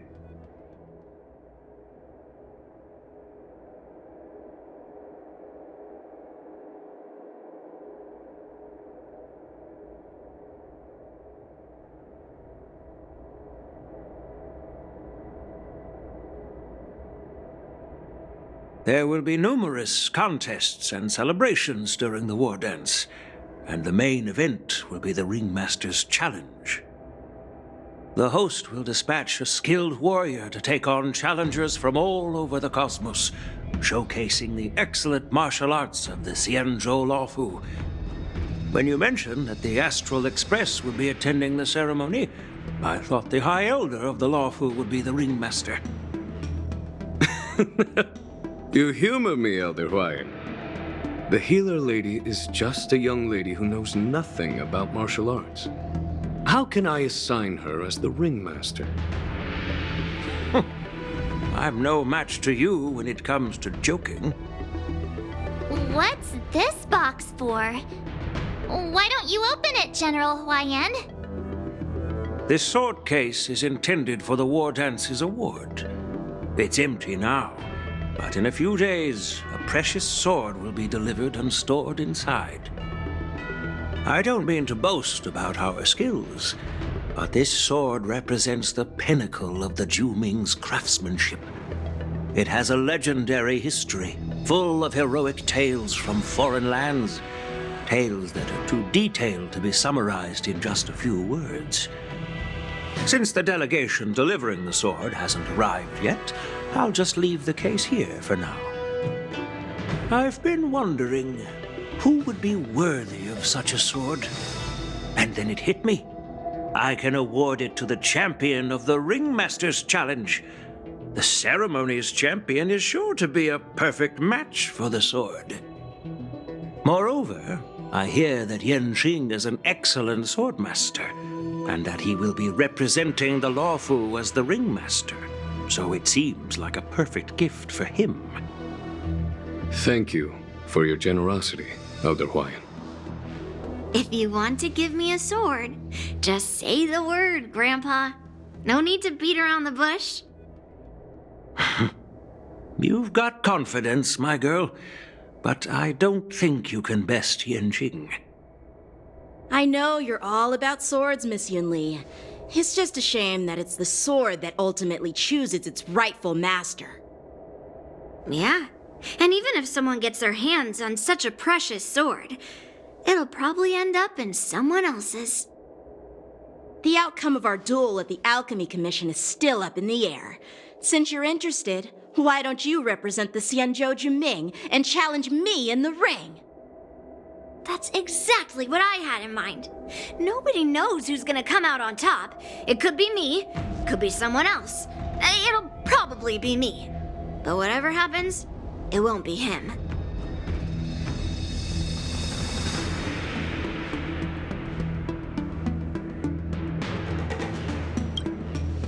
Not to be rude or anything, we've been watching their drama. I'm dying to find out who beats who. Quiet down. We have other guests here. I've prepared this sword to add some excitement to the ceremony, not to have you two squabble. It's not a good look for the Alliance. While you both seem confident that you'll win, you need to remember there can only be one winner and one loser in the ring, which could lead to hard feelings. Actually, I have an idea. We don't know who the winner will be, and it might not be either of you. But if you're eyeing that prize, you'll need to work together. I want you to take on an apprentice who will take part in the war dance and win at least one match. How does that make sense? In my humble opinion, while a Cloud Knight is commendable by securing victories, it's even more so to pass on your skills and spread the way of swordplay. I'd be greatly pleased if this apprentice could represent the Express in the war dance by displaying their Cloud Knight flair and prowess. Well, Elder Huayan's idea is quite interesting. Imparting swordplay skills requires teamwork, and both the winner and the loser will learn a valuable lesson regardless of the outcome. The question is, whom should the two of them take as an apprentice? Huh? Who? Wait, me? I noticed just now that Miss March seemed quite interested in the outcome of your sword fight. So I thought, why not teach her the art of swordplay? Wait, are you serious, General? Why am I being dragged into this all of a sudden? I've never practiced swordplay before. I'm a total newbie. You really think I can learn it? Well, you'll probably realize I have no hope and give up on me. And that'd be so embarrassing.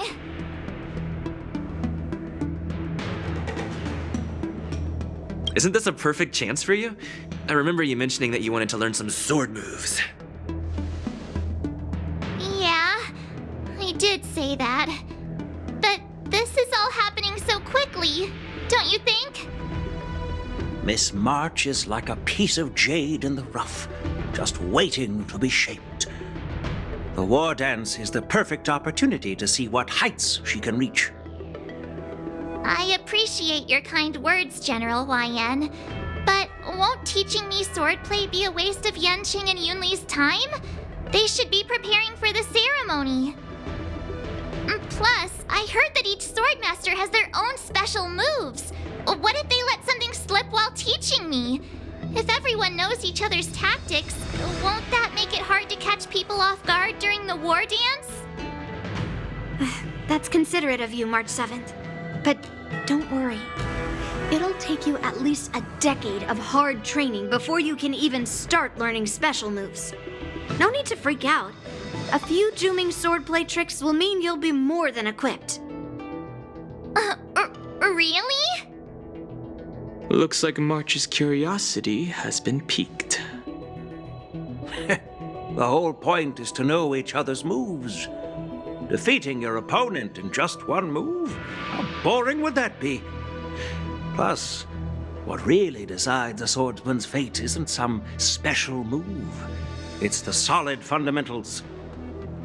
So Miss Yunli has already agreed. What do you say, Yanqing? General, I haven't graduated yet. How can I be qualified to teach swordplay to others? So you're admitting your defeat, huh? If you're not even confident to teach, why don't you let me be the ringmaster instead? Yanqing, teaching an apprentice is also a way of honing your own skills and gaining insights. You've been an apprentice for years. It's about time you looked at swordplay from another perspective. I see, General. Then count me in. Now that Yanqing has agreed too, it all comes down to Miss March giving her nod. It's up to you to make the final decision, March.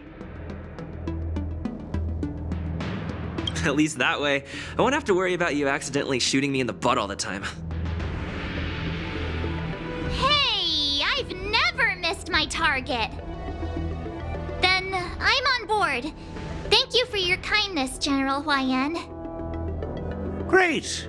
Starting tomorrow, Yanqing and Yunli will teach you the basics of the Cloud Knight's swordplay.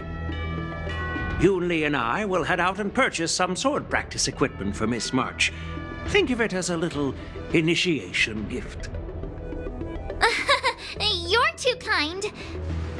Wait, you're giving me a gift? Shouldn't it be the other way around?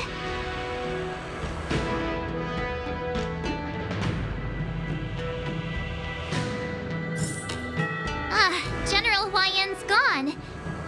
Wait, why does something feel off about what we talked about?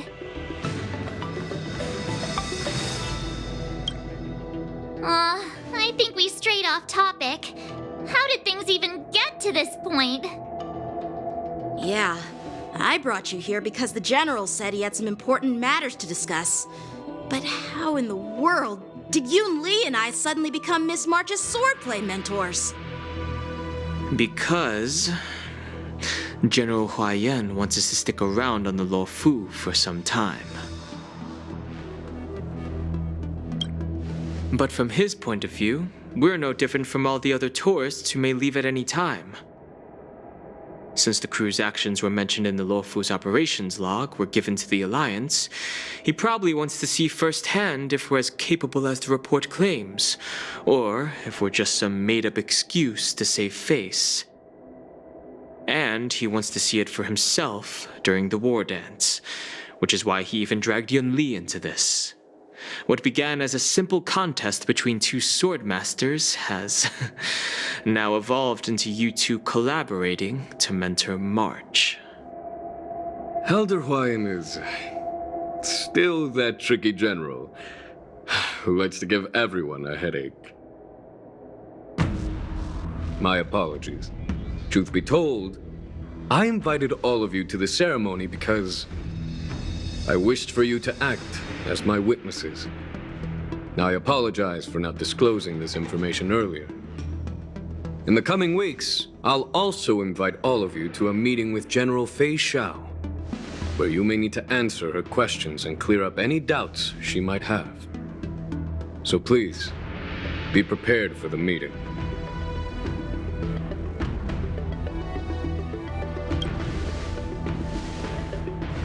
Don't worry, General.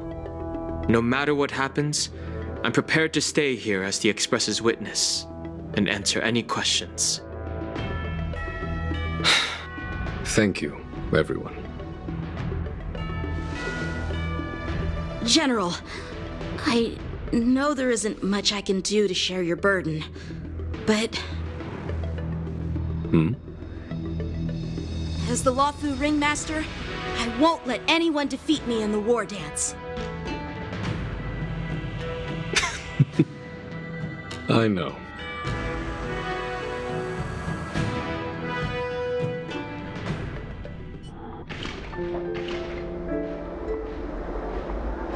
The illustrious Merlin's Claw waiting for me? And for so long, too? It's quite an honor. It's been a while, General Fei Xiao. It's been 30 years since we last saw each other. Right, Yukong? Yes. Back then, you were the vanguard of the Yao Qing's Verdant Knights, and I was a pilot of the Luofu's Rainbow Orbit fleet. Who would have thought that upon meeting again, you'd be a general, and I'd have given up flying? Really does feel like a lifetime ago. Well, I wouldn't say I haven't seen you in 30 years. After all, your great victories are announced through the Yellow Bell resonance system every day. So I'm well aware of your great feats. How's your health holding up? Still stable, I suppose. Do you still remember the medic who saved me in battle? That healer with the odd name and peculiar temperament. What was his name again? Was it Pichu? Or Kachio? Jiao Chou. He's been my retainer and personal healer, delegated by the Alchemy Commission from the Xianzhou Yao Qing. Over the years, he's dedicated himself to managing my condition. It's thanks to him that I'm still in good health today. Given my background, I'm happy to have made it this far. I'm relieved to know that you're safe and sound. Well then, since you and Elder Huayan are here, I imagine you must have received orders from the Marshal? As your friend, may I ask how the Alliance intends to punish the General of the Luofu? The Arbor's rebirth has frightened the elders who lurk behind the scenes. They fear the resurgence of abominations, much like what happened 30 years ago. Although the report from the Luofu explained all the details, we don't know if the Ruin Legion really invaded, or how exactly the Stellaron Hunters and the Astral Express became involved. This puzzle has many missing pieces. As you know, the fugitive Jing Liu, who mysteriously disappeared many years ago, has resurfaced. This time, she has brought along an Outworlder and a coffin, claiming to offer the Marshal a method to fight against the Eons. The Luofu Preceptor has also leveled accusations against Jing Yuan for neglecting the Alliance's principles. She asserts that Jing Yuan enabled the exiled Imbibitor Lune to re-enter the Luofu. thereby unlocking the luminescent depths within Scale Gorge waterscape, which in turn disrupted the Vidyadhara's dutiful watch over the ambrosial arbor. It is for these reasons that I have come here to the Luofu today. Well, duty calls. Perhaps I shouldn't have mentioned all of this to an uninvolved person, but since we once fought together, I didn't want to keep you in the dark. Perhaps pretending you didn't hear any of this would be for the best. I understand. I'm sorry. I was out of line. I know I shouldn't be defending General Jingyuan right now, but... well, you know how I am. The Luofu has enjoyed centuries of stability since the end of the sedition of Imbibitor Lunae, much of which can be attributed to General Jingyuan's masterful strategizing. Unfortunately, for long-life species, enduring through the ages always culminates in a failure that undoes all previous achievements, a moment that our adversaries relish. That's true. And that's why I'm also here for another purpose. To visit Hule. Hule? You mean that Hule? The Borisin warhead? The same Hule who has been imprisoned in the Shackling Prison for over 7 centuries? The nemesis of the Foxians who will never be forgiven and shall be imprisoned until the end of the cosmos. I can't quite remember the exact wording, but yes, the very same Hule. Usually, only emissaries from the Xianzhou Yaoqing Skyfaring Commission visit him once every century. Why do you have to visit him now, of all times? The Foxians and the Alliance made a pact to combat the abominations, aiming to achieve justice and free their kin. That werewolf monster is to be forever imprisoned in the dark recesses of the Shackling Prison, facing unending retribution. Given the situation on the Luofu, those on the Yaoqing are concerned about Hule's imprisonment. I'm afraid that the routine visit every century is no longer sufficient to ease their concerns. That's why I was sent here, to reassure them. It's all bad news. Well, not everything. There might be a silver lining. Oh, by the way, I found some clues about the thing you asked for. Tell me more. The Verdant Knights followed the route you mentioned and discovered the wreckage of the Whistling Flame ship. Unfortunately, there were no survivors and no cargo. However, someone had already been on the scene before we arrived. Our people? Or someone from the IPC? No, neither. Yukong, have you heard of a person named Ron May?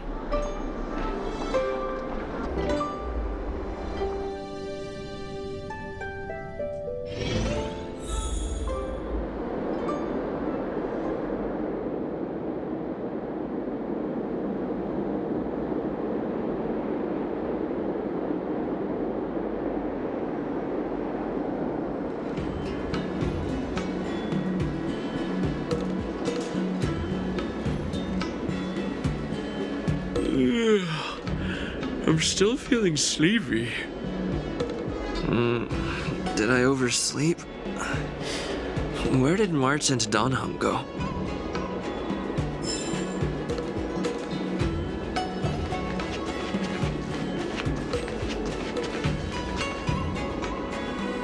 There you are!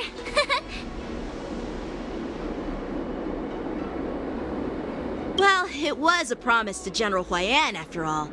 I woke up especially early so I can start teaching Miss March swordplay. Hey, why are you blushing, Master Yanqing?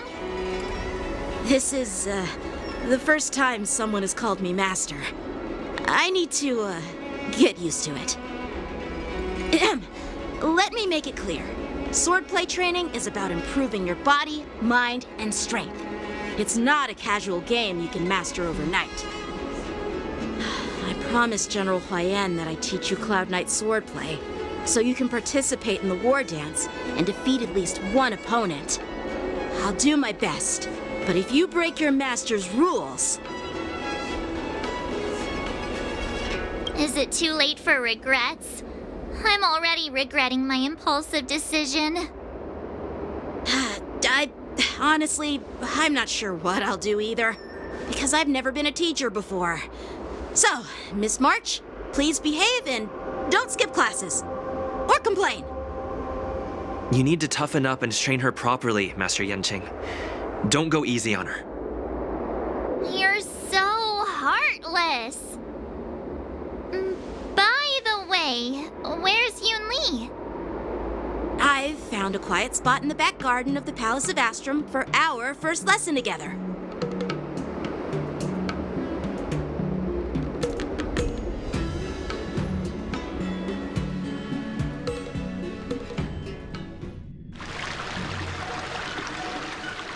Seriously?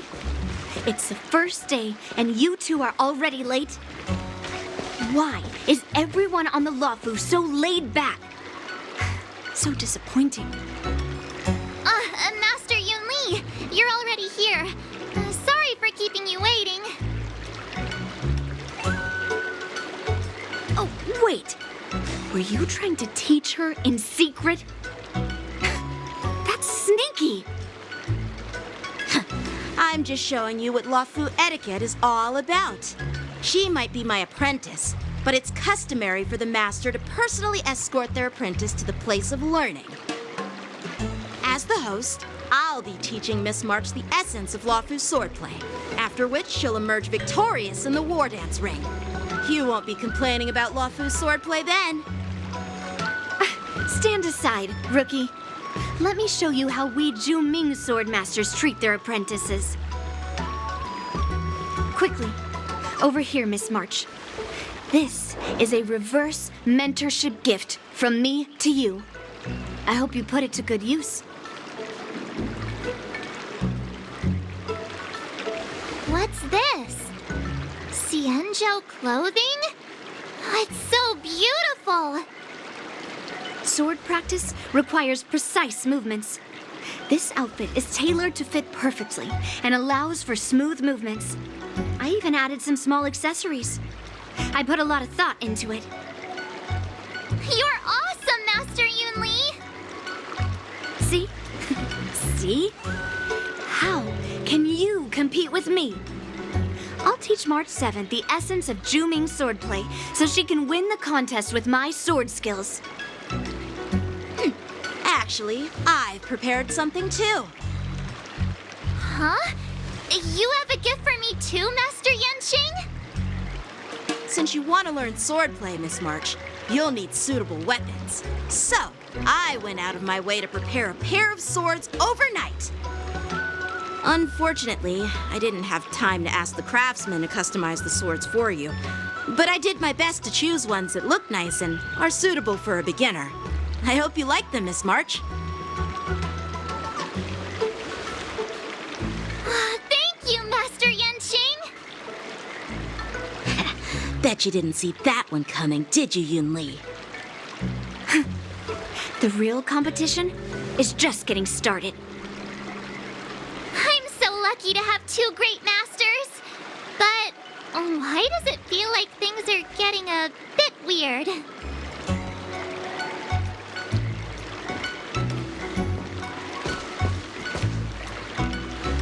So what do you think, Masters? Does this outfit suit me?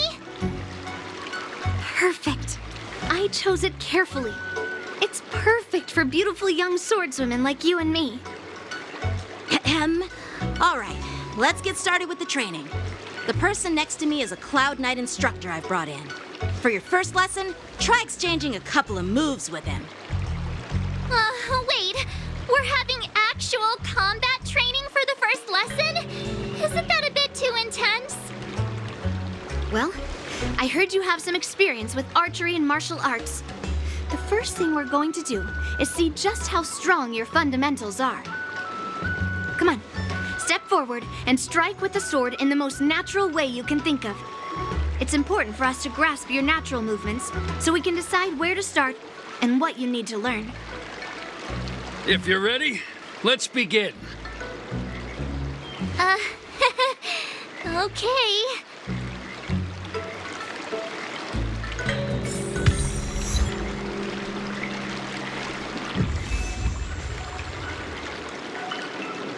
Are you ready? Yeah, I'm ready. But please go easy on me. Then I apologize in advance, Miss March.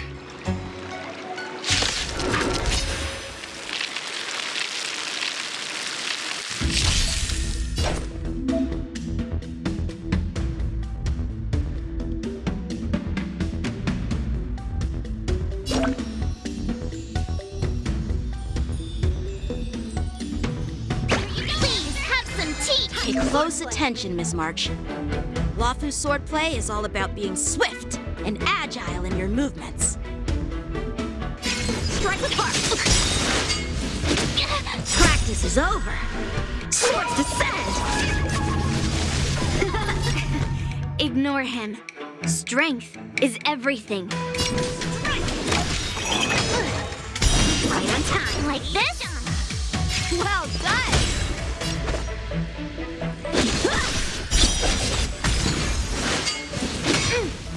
Yes, you. How many can you block? Blade and flight. What are you made of? Ha!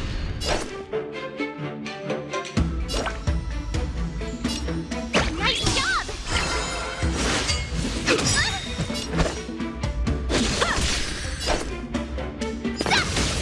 Oh, I get it. What? I'm starting to get the hang of it. Time for swordplay. Strike with heart. You'll make good practice. Time to show you what I can really do.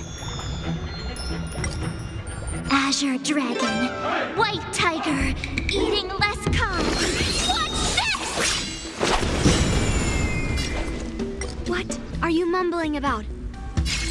Isn't this, sword technique? Shouldn't I be saying something cool? Strike of iron is hot. Slap! Melt! Leap through clouds! How many can you block? Ready to shine.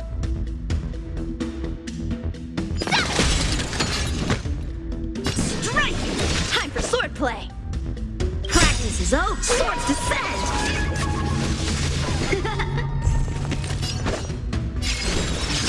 You'll make good practice. Here you go, Master!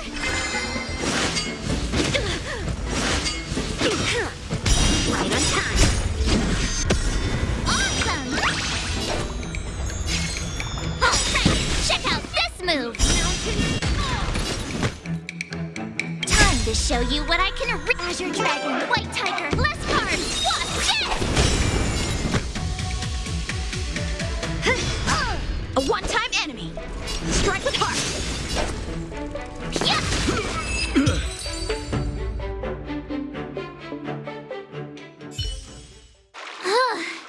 I didn't expect the first lesson to be so intense.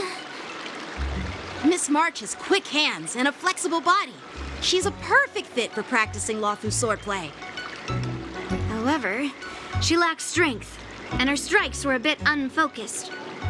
But don't worry, that's totally normal for beginners. Once she starts practicing Juming swordplay, she'll make heaps of progress.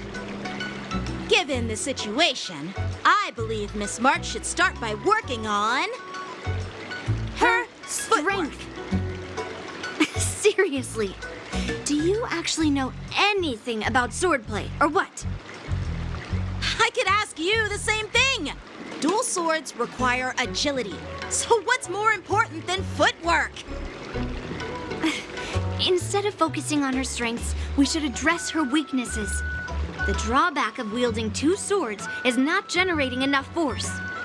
What good is being quick on your feet if you don't have strength? It's not like we're dancing here. Skilled sword masters know how to play to their strengths and work on their weaknesses.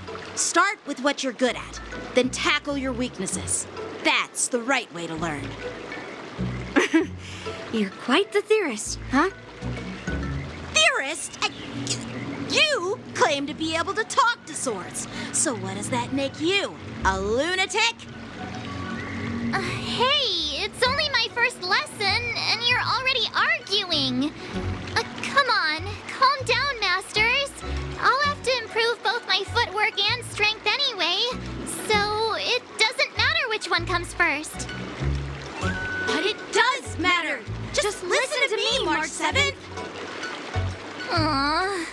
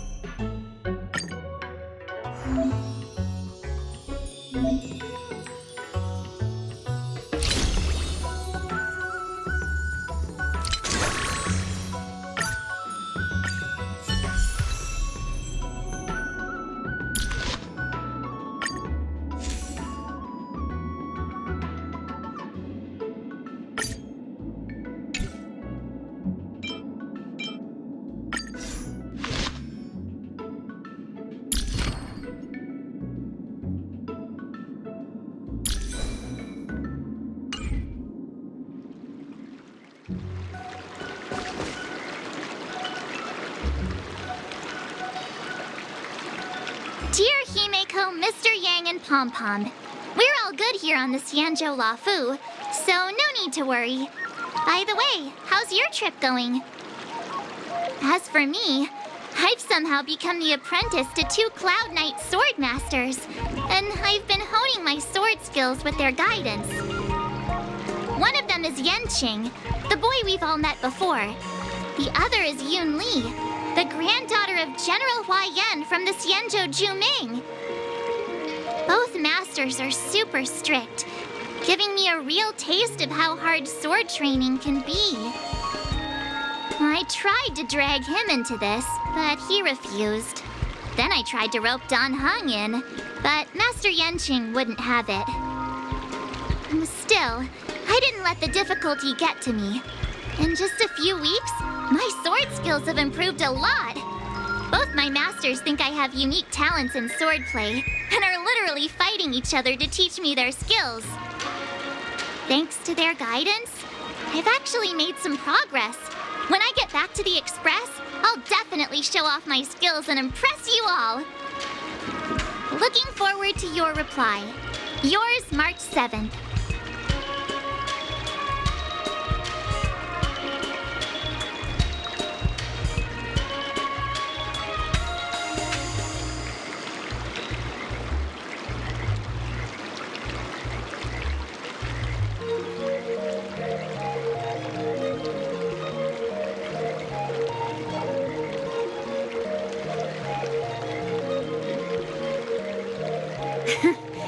Well done! Let's call it a day.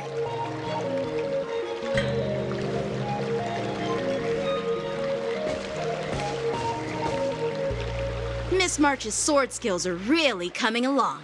She'll hold her own just fine in the war dance.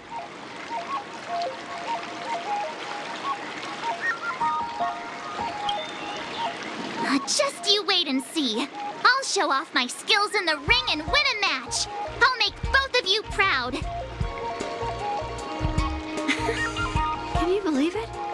March 7th has actually become a pretty decent swordmaster in such a short time. Now I understand why Grandpa always had a grin on his face while training me. Are you sure he wasn't laughing at you? Oh, shut up!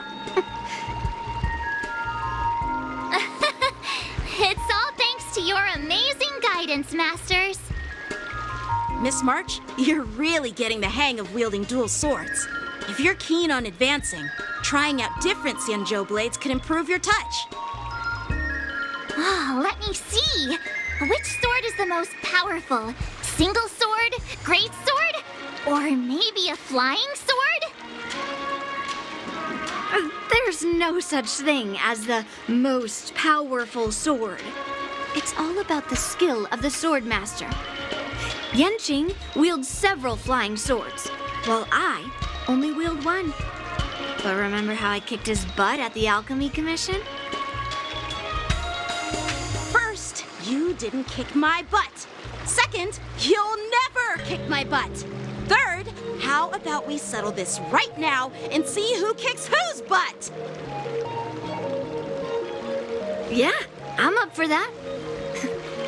And if I kick your butt, you'll drop out of the war dance. Deal? Why are you two arguing again? I thought things had been improving between you lately. There was talk that the leading disciples of the Luofu and Juming generals were supposed to face off in the war dance, but for some reason, they suddenly teamed up to train an apprentice of their own. Turns out, the rumors are true.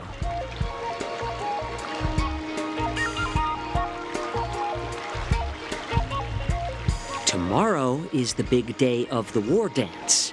Shouldn't you two be focusing on honing your skills instead of teaching swordplay here?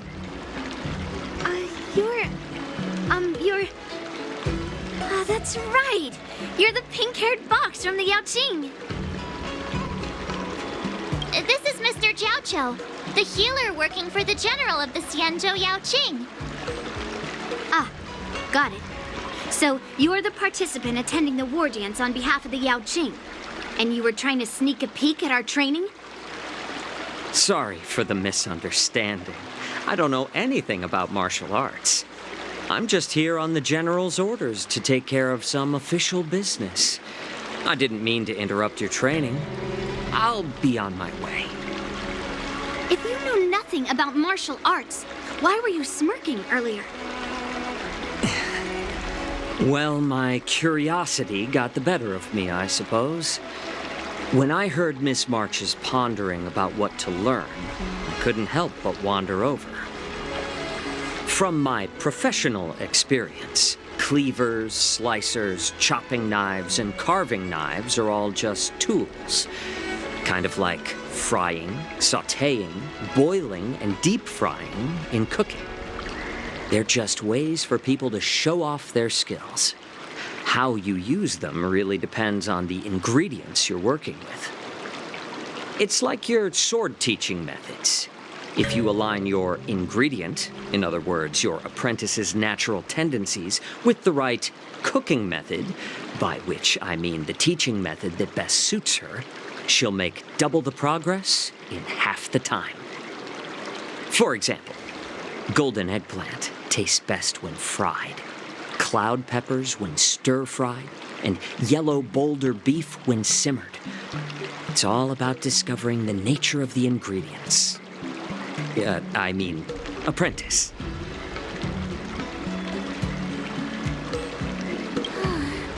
All this talk about food is making me hungry. Aren't you a healer? Why are you talking about food?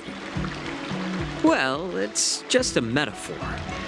The medicinal school I follow on the Xianzhou Yaoqing is called the Ranja School, that specializes in food therapy. So it's only natural that I know a thing or two about cooking. So, you're the general's cook? I'm a healer. But anyway, a cook who isn't interested in health doesn't make for a good advisor. Fine.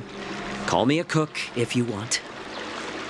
Seeing the way you're looking at me, it's obvious you think I'm just some feeble academic who likes to blabber on about martial arts. But, in reality, I know a thing or two about killing. After all, the art of healing inherently and death.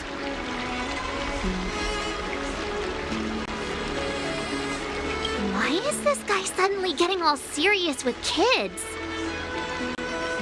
Do you recognize this bottle of medicine in my hand? No. This is called tumble dust, an extract from an exotic flower named Yabra. Ugh, is it poison?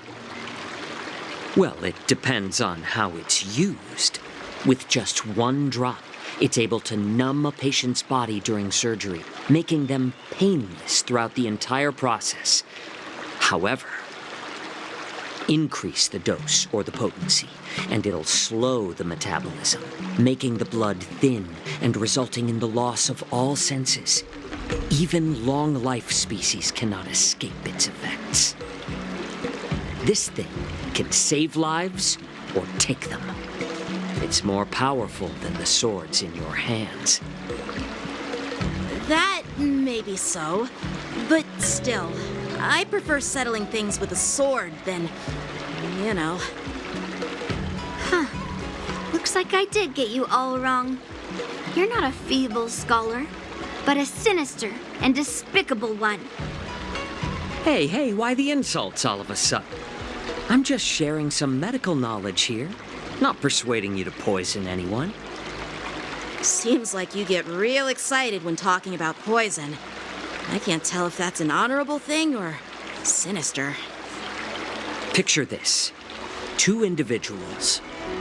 The one standing is full of malice. The other lying down is honorable and righteous. How can the one who's lying down label the one standing as sinister? In the throes of combat, where life and death hinge on a singular moment, every idea fades into nothingness. The only thing that matters is staying alive. Surviving the battlefield reshapes all notions of worth, be it integrity or treachery. In my eyes, their significance is negligible. Perhaps you've underestimated Yunli and me, Mr. Jiaoqiu. We may be young, but we've seen our fair share of war. Well, then you should know that the war dance is nothing more than a contest. So why are you so focused on it? When I was appointed as the ringmaster for the war dance, I asked the general, we Cloud Knights are supposed to charge into the fray and slay enemies. Why do we have to swing swords in a ring just to please an audience? And this is how the general replied. To unsheath your sword in a ring is no different than on the battlefield, as your sword reveals the might of all Cloud Knights. The war dance is the perfect chance to showcase martial virtue and forge alliances from all over the cosmos. When we unsheath the sword without drawing blood, we not only display our might, but also the martial virtue of the Cloud Knights. That's quite an insightful statement, Yanqing. Well, my apologies for being so short-sighted. I've been on the Luofu for quite some time, but I haven't had the chance to see the ceremony venue for myself yet. Hearing you speak so highly of it has piqued my curiosity. Would you mind showing me around? You want to see the Sky Splitter ship where the war dance will be held? Let's go! I bet Yunli and Miss March haven't seen it either, right? Well then, I'll give you all a tour.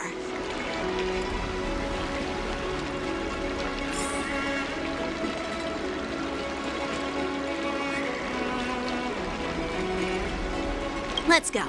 I'll give you a tour of the Sky Splitter.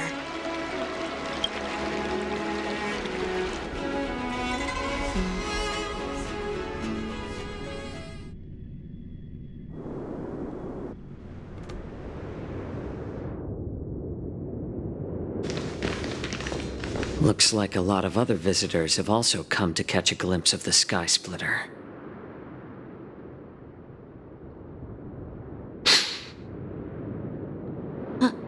What's up, Mr. Jiaoqiu? No, it's nothing.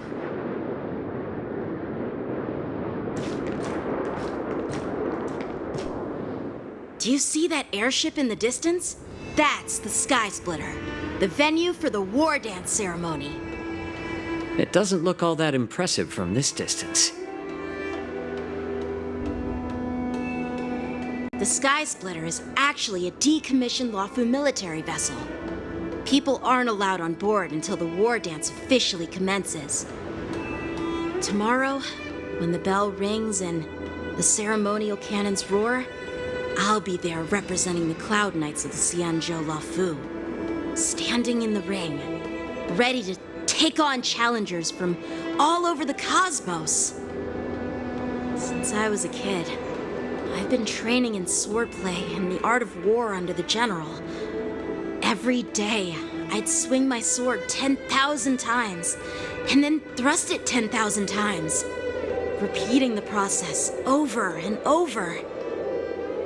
I understand that I'm not like other kids. I never envied the toys and freedom they all had. I never found sword practice boring or hard. Even in the thick of battle, facing down savage abominations, I never felt scared. Each day, I could feel myself getting stronger and stronger, and I racked up countless victories. It's the best feeling in the world. But then, I faced a really tough opponent, and just one slash shattered my confidence into 1,000 pieces. That's when I felt true fear for the first time. Maybe that's what Mr. Zhao Cho meant by life and death hinge on a singular moment. Every idea fades into nothingness. After that, I had to pick up the pieces and try to put myself back together. But no matter how hard I tried, I couldn't seem to find my old happy self again. I often ask myself, why do I wield my sword? If defeat is inevitable, why do I continue to fight? Is it to reclaim the joy of victory? To meet the general's expectations? Or to secure my honor among the Cloud Knights? While the general could teach me the art of swordplay, he couldn't teach me why I should keep on going. He said the reason must come from within myself. I've been struggling to find that reason. But after talking with you, Mr. Zhao Cho, I think I already have that reason in mind. As a member of the Cloud Knights and the General's apprentice, I've had a weight on my shoulders, and I know there's still more to shoulder.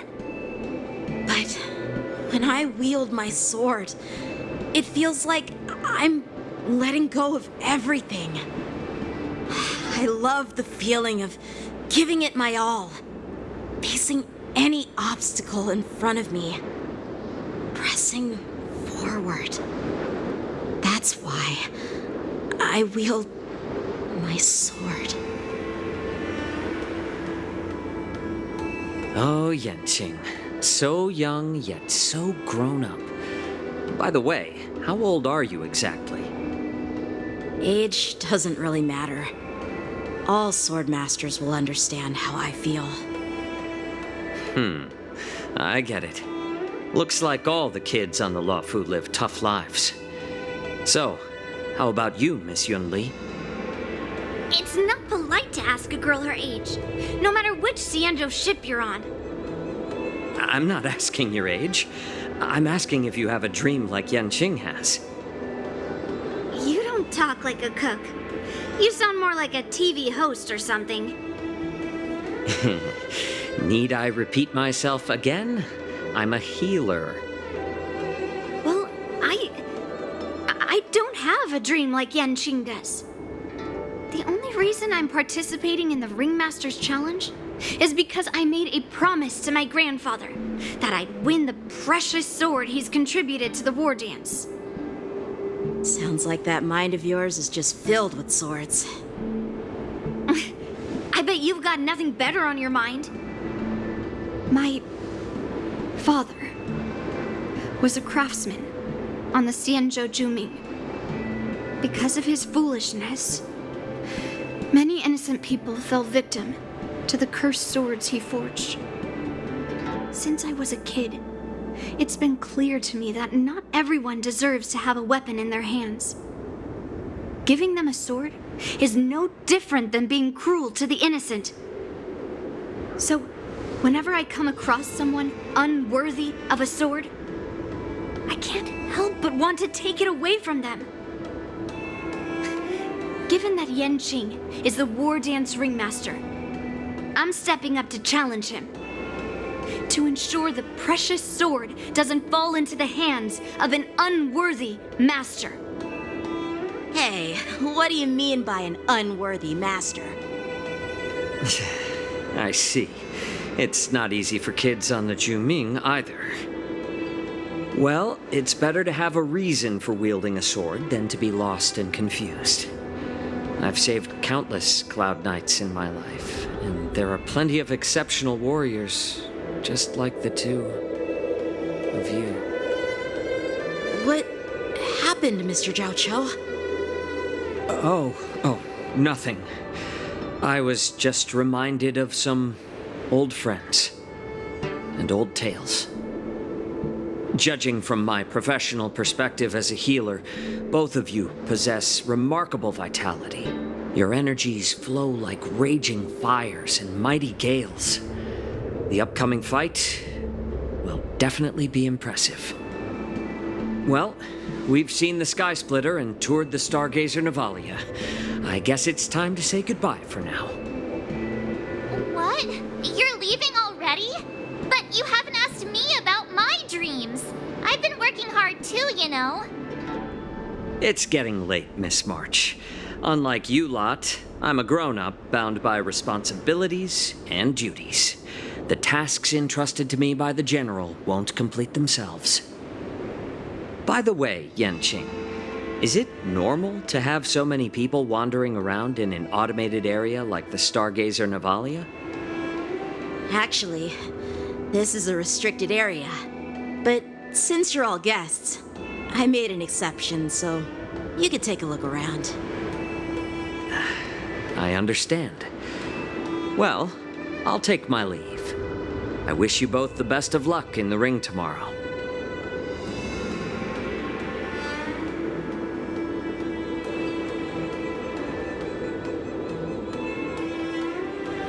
Seriously? I just spent so much time thinking about my dream, but he didn't even ask me. Now that we're done with our tour of the Sky Splitter, shall we continue with our training? Why don't we take a day off? What? You want to secretly practice swordplay by yourself? Dream on. You know, cramming before a fight never works out. For some reason, seeing the Sky Splitter has boosted my confidence. So, I've decided to conserve my strength for tomorrow. All right, I'll take you out of the Stargazer Navalia.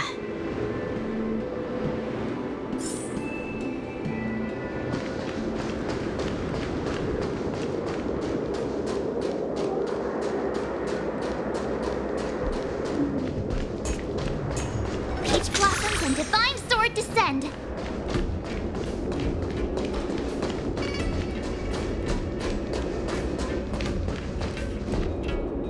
Oh, just shut up, Red Fang. This is not a beast ship. I need some time to take care of things. You willingly donned the skin of a lowly beast to join this mission, dedicating yourself to our glorious cause. And now you're telling me you can't handle it? Do you realize how many ships we need? I'm doing my best, all right? It takes time to figure all this out. When the guns go off tomorrow, all eyes will be on it. That'll be our only chance. How's that? Who's there?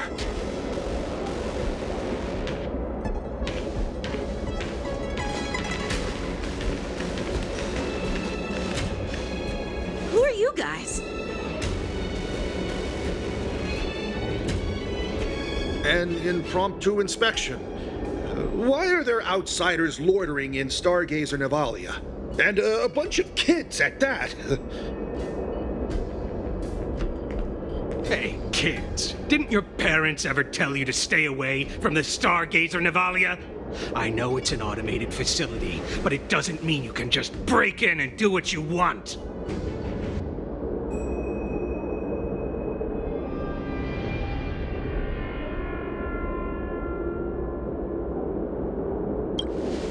First of all, I'm an adult. Second, I didn't just break in. Yeah, we flew here on a star skiff. Like, whoosh! Well, I'm not trying to tell you off, but this place is off limits to the public, you know? Big sis, let's go. I want to play in Everhunt Plains.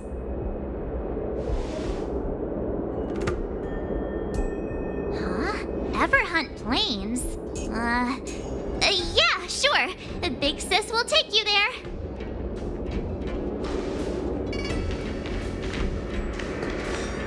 Shuha! You should have let me. Shh, the overhaul is done, and everything looks good. We should leave.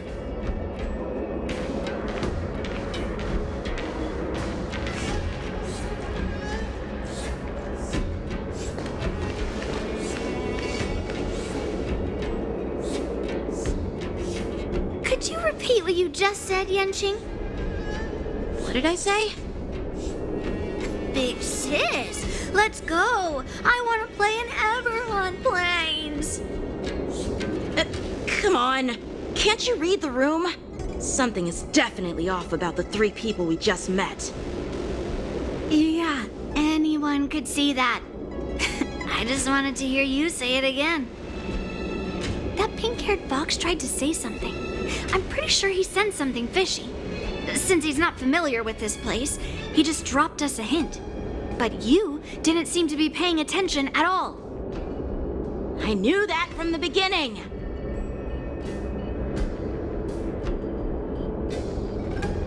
That Cloud Knight didn't recognize Master Yanqing at all. That's really weird. What? Is he famous on the Luofu or something?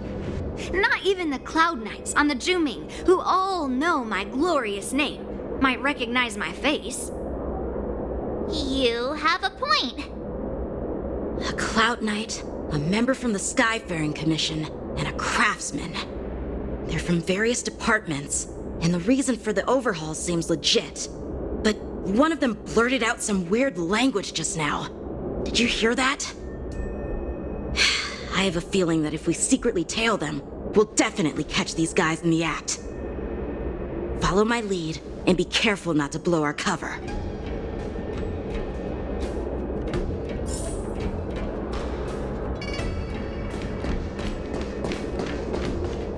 Never mind who they are. Let's just film them.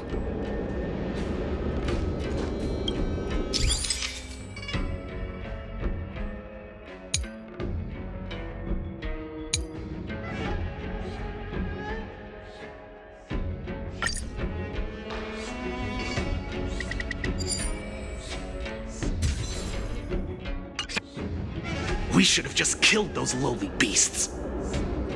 Those little brats won't take up much space. There are boxes all over this place. Just dump them into one and no one will notice. Cut the theatrics, Gulok. Even the slightest slip-up could interfere with Lord Moktok's plans. So where are we heading next? To check the freight skiffs. We've got a lot of preparations to do. Also, don't forget to take those crates with you. Weapons, supplies. We've got to be well prepared. Otherwise, we're screwed. So, are they smugglers? What exactly are they up to? I have no clue, but they seem to be moving those crates. I've got an idea. We can hide inside the crates and follow them.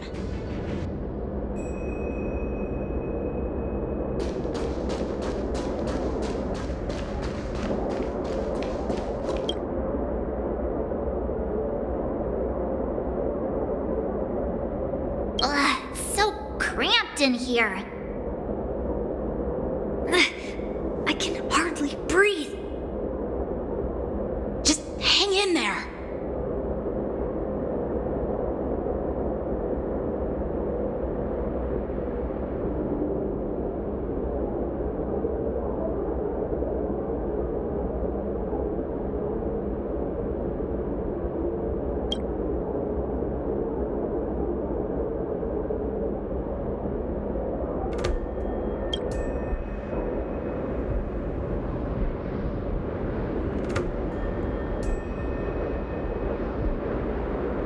Let's just put the cargo here for now, all right? Then we'll move on to inspect the ships. Lord Moktok said that as soon as we're done, we're to board the freight skiff and leave this place. Don't worry, I've changed the shipping schedule. You two, come with me. Is it just me? I keep smelling that stench of lowly beasts everywhere we go. Don't be so paranoid.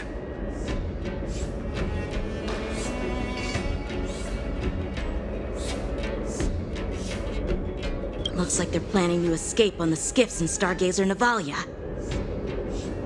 They keep talking about their plans, but where do they come from? And what do they want to do on the Xianzhou? They're definitely up to something bad. Wait, they disappeared! Let's catch up to them.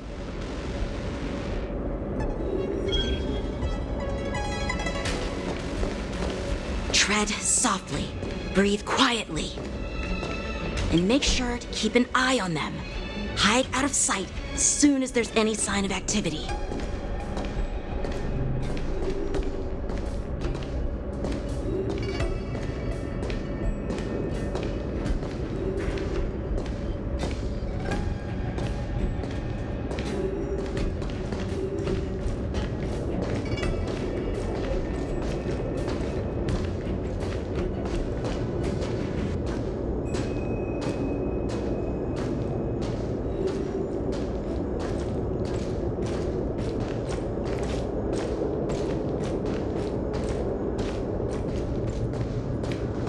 Don't be so paranoid.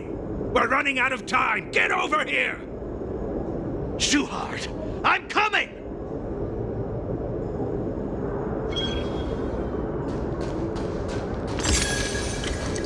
They're leaving. We should catch up to them. Quickly!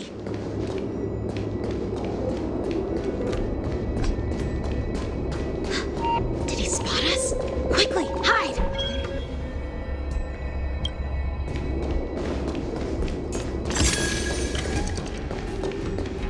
Watch out! They're on high alert!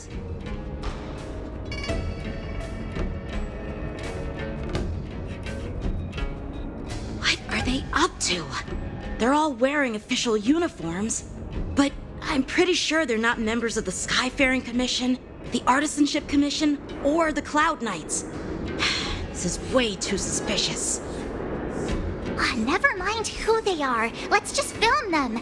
That way, if they do anything bad, we'll have solid evidence against them.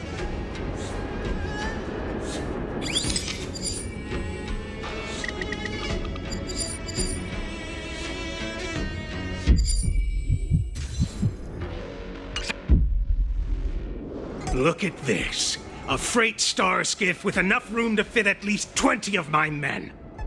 I'll let the others know and have them prepare more star skiffs.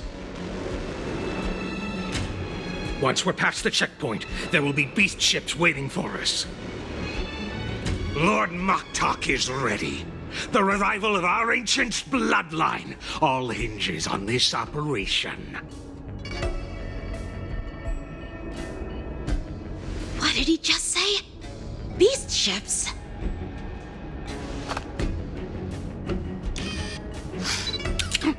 Who's there? It's those brats!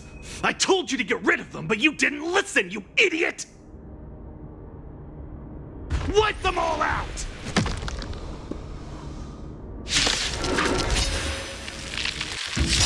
Borison will take 10 of you! Medusa! Die, you lowly beast!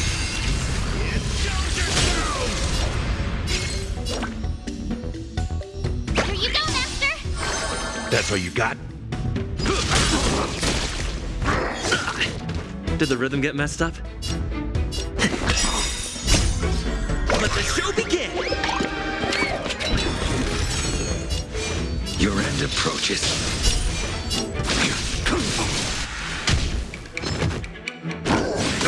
Nothing. Ready to shine.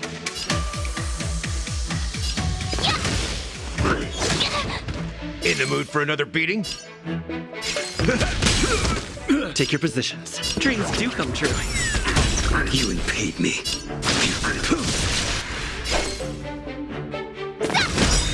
That's all you got? Stay in step. Let's improvise.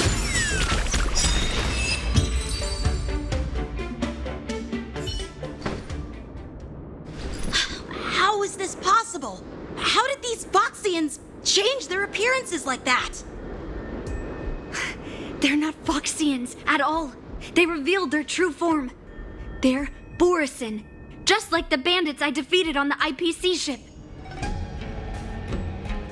Wait, that means...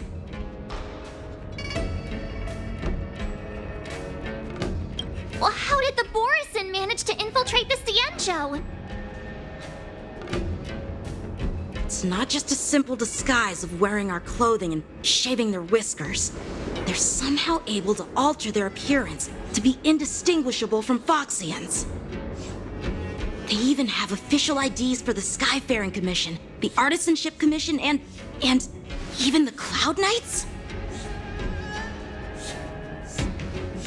Let me check this fake Cloud Knight's tag. Maybe it'll give us some clues. Lujun, an officer of the Patrol Defense Squad? Wait! What's the matter? I encountered a patrol officer named Lujun before. It was a few weeks ago when we were transporting the Borisin prisoners. If they can forge official identities and move around the Xianzhou without raising suspicion...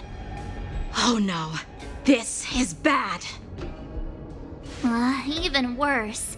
If you find one cockroach on the Express, it usually means...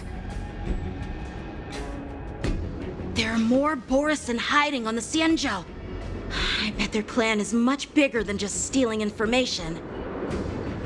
We've got to report this to the Seat of Divine Foresight.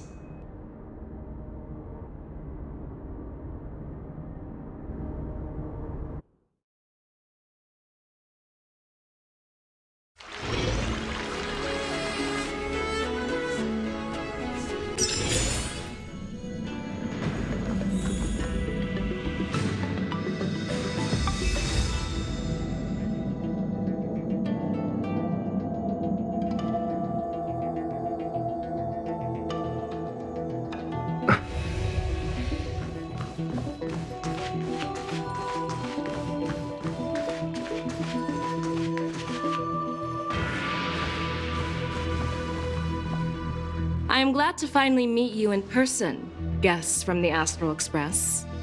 I'm Fei Xiao, the General of the Xianzhou Yaocheng. Let me introduce our guest to you. The one dressed in green. He's the reincarnation of Imbibitor Lune, and the person behind him is the newest member of the crew. I've heard a lot about you. Outside the reports from the Luofu, the Skyfaring Commission of the Yaoqing has also gathered plenty of information about both of you. I've been eager to meet you face to face for reasons that I'm sure General Jing Yuan has explained, right?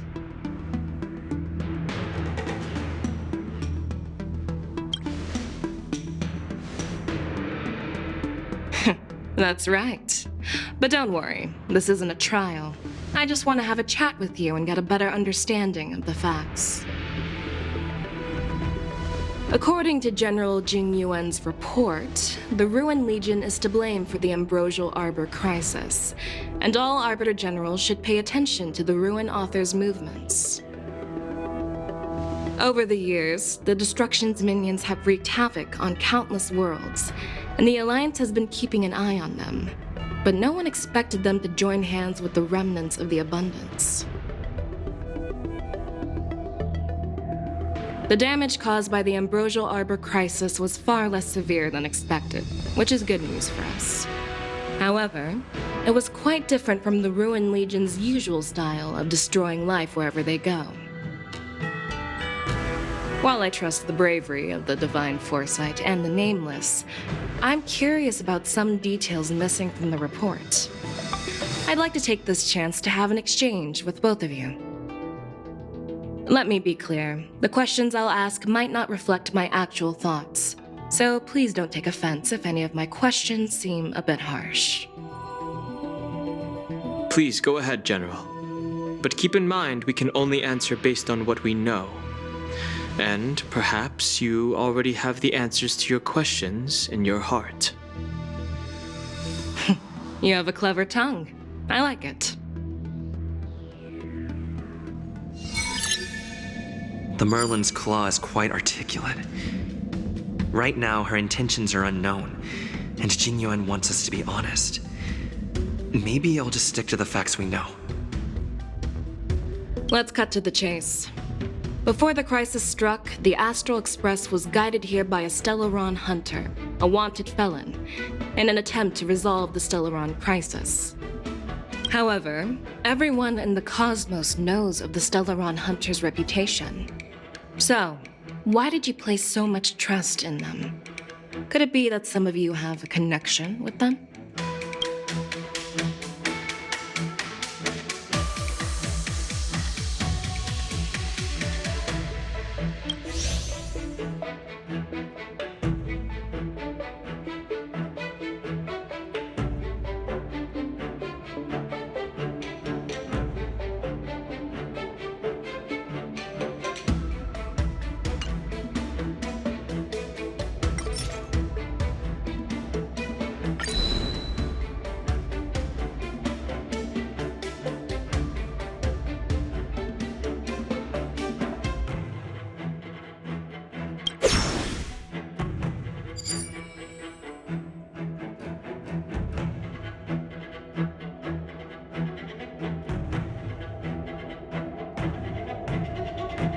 You know what? Maybe I do have a connection with Stellaron hunters. Oh, now that's interesting. Looks like you're quite close to the Stellaron hunters. However, I must warn you that they are wanted felons. While I appreciate your honesty, being honest about this topic might make you look suspicious to some, you know? Let's move on to the next question. The reports suggest that Don Shu, the master of the disciples of Sanctus Medicus, colluded with the Lord Ravager and used the power of the Stellaron to resurrect the Ambrosial Arbor. But here's the thing. Don Shu was just a chief alchemist. Even if she colluded with our enemies and summoned the Stellaron, how did she manage to bypass the Videodora guards around the Ambrosial Arbor?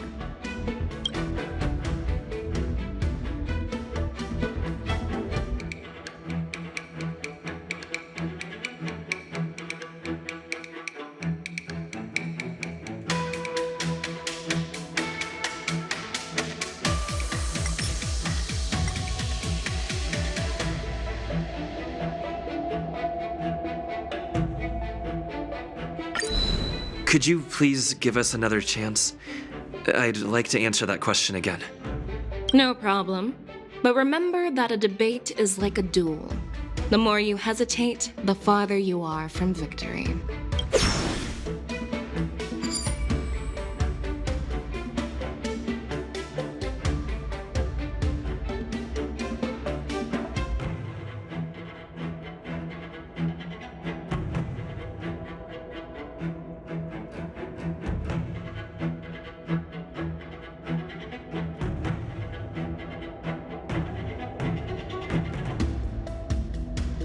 Apart from the Luofu, there are many other worlds suffering from Stellaron corrosion. For example, Eurillo 6, the world that the Express stopped at before reaching the Luofu, was one of them. To the Express, Stellarons act as roadblocks on the Silver Rail and pose risks to the warping process. And that's why dealing with Stellaron issues is part of the duty of the Nameless. Ah, I've heard about those problems caused by Stellarons. The Express connects various worlds, so it makes sense for you to take care of this. The cosmos is a mess, and the Trailblazers are just doing their best to fix it. I understand. Let's move on to the next question. The reports suggest that Don Shu, the master of the disciples of Sanctus Medicus, colluded with the Lord Ravager and used the power of the Stellaron to resurrect the Ambrosial Arbor. But here's the thing. Don Shu was just a chief alchemist. Even if she colluded with our enemies and summoned the Stellaron, how did she manage to bypass the Videodora guards around the Ambrosial Arbor?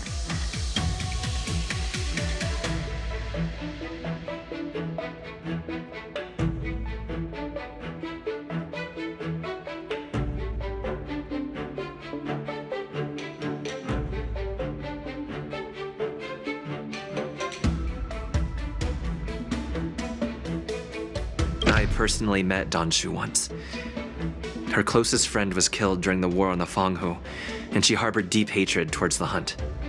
So she spent years making preparations in the Alchemy Commission, in order to take revenge on the Xianzhou.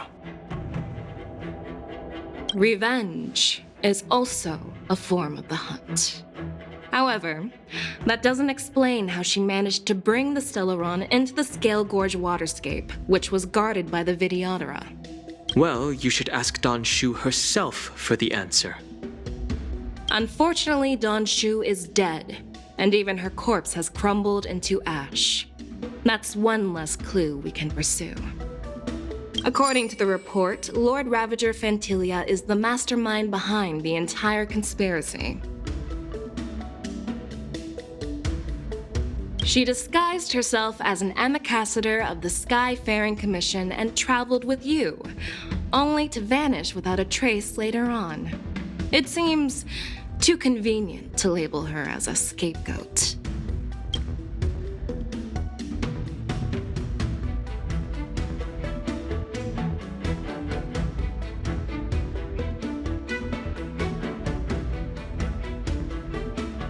Fantilia is one of the Heliobi, the energy life forms that once fought against the Xianzhou. They're known for their unpredictable and elusive nature. Just as he said, when the Ambrosial Arbor resurrected, its roots broke through the creation furnace on the Luofu, accidentally releasing the Heliobus fiend fire sealed inside. This can be used as circumstantial evidence. If Elder Huaiyan accepts the explanation, so do I.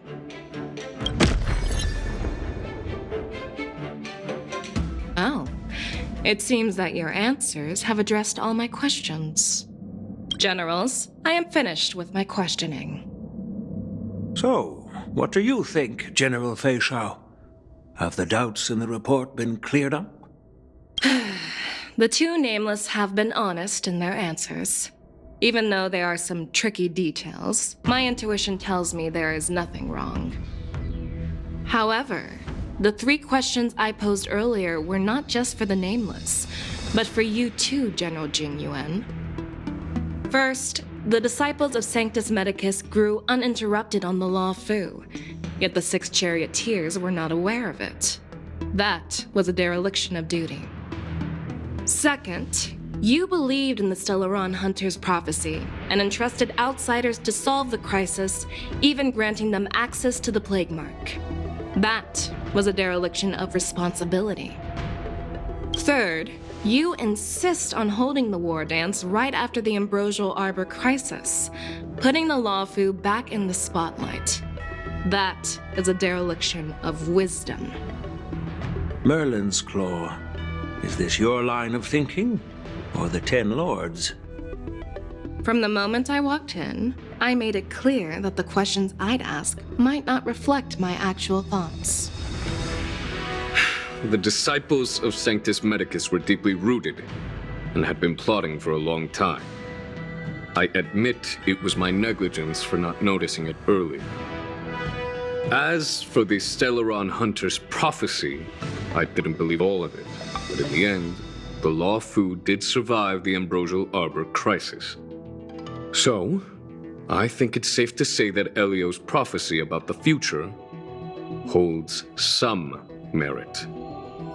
And as for the war dance, do you think I'm unaware of the risks? However, risks can also be opportunities. The Luofu has lain low for too long. I believe it's time to stir up the dregs hidden in the depths and wash them away once and for all. Just as I expected from our sophisticated divine foresight. You have a way with words. I like it. But, unfortunately, ever since the report was submitted, the Alliance has been filled with rumors and speculation. Even within the Luofu, there are people accusing you of neglecting your duties, resulting in the Ambrosial Arbor's resurrection. So what are your thoughts on all of this, General Fei Xiao? As a fellow Arbiter General, I fully understand the difficulties of this position. Personally, I think all these rumors are meaningless drivel. Across the sea of stars, the Divine Foresight knows better than anyone else what happened on the Luofu and the meaning behind it. Just as what happened on the Xianzhou Yaoqing recently. You mean the Xianzhou Yaoqing is also... The scouts of the Verdant Knights have sent back reports that Borisin are making trouble again. The Borisin packs that were once divided and scattered have started swallowing each other up, forming larger and larger packs.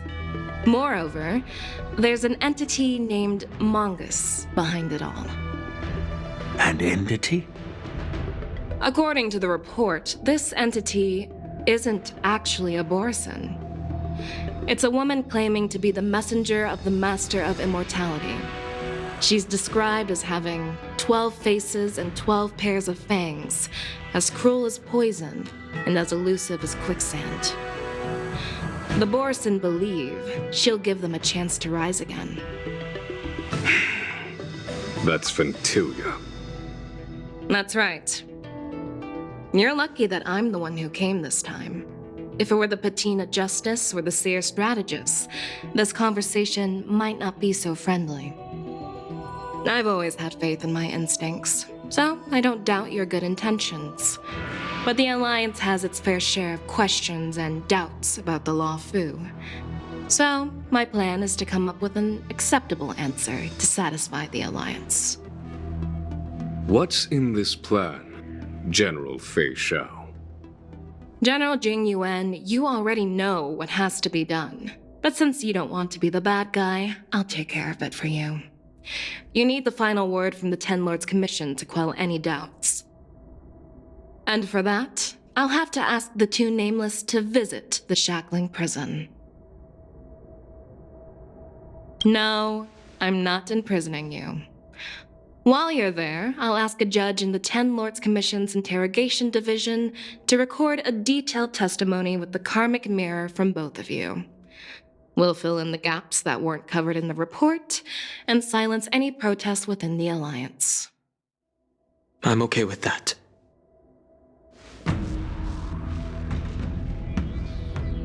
Your willingness to help is truly heartwarming, youngsters. Then, as the Merlin's Claw requests... Oh, there's one more thing. This testimony is for silencing the voices of opposition within the Alliance, but I would like to urge General Jing Yuan to listen to the pleas of the Foxians on the Xianzhou Yaoqing. So, you are here for Hule. Exactly. Hule is locked up in the Luofu's Shackling Prison. Since he is the broodlord of the Borisin, I want to transfer him onto the Xianzhou Yaoqing and imprison him there. The recent movements of the Borisin suggest they're planning something big, so we must act preemptively. It makes sense to have the Foxians keep an eye on their arch-nemesis. Since you trust my judgment, I'll repay that trust. What do you think about all this, General Huayan? I was worried this would turn into a heated argument, but it seems like both of you are on the same page, solving each other's problems. I couldn't have asked for a better outcome. And as for Hule, I'll send my Lieutenants Zhao Chou and Moza to check on his condition in prison and ready him for transport. If there are no more questions, shall we get this started?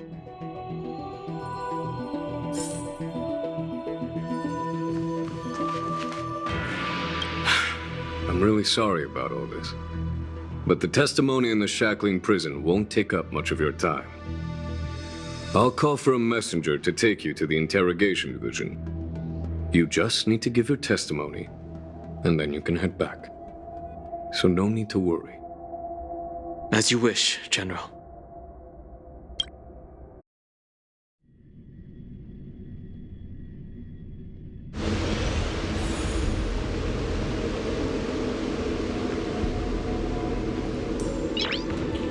As General Jing Yuan requested, everything is prepared for your arrival, and I am here to receive you.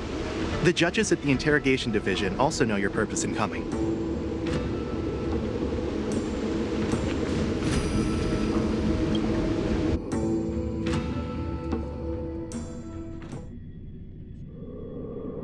The Shackling Prison.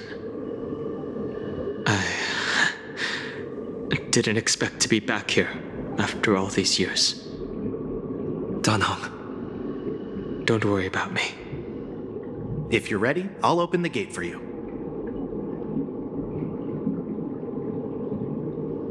This is one of many entrances used for temporary access. Since you're not actual prisoners, it makes sense for you to use this entrance. Please come on in, dear guests.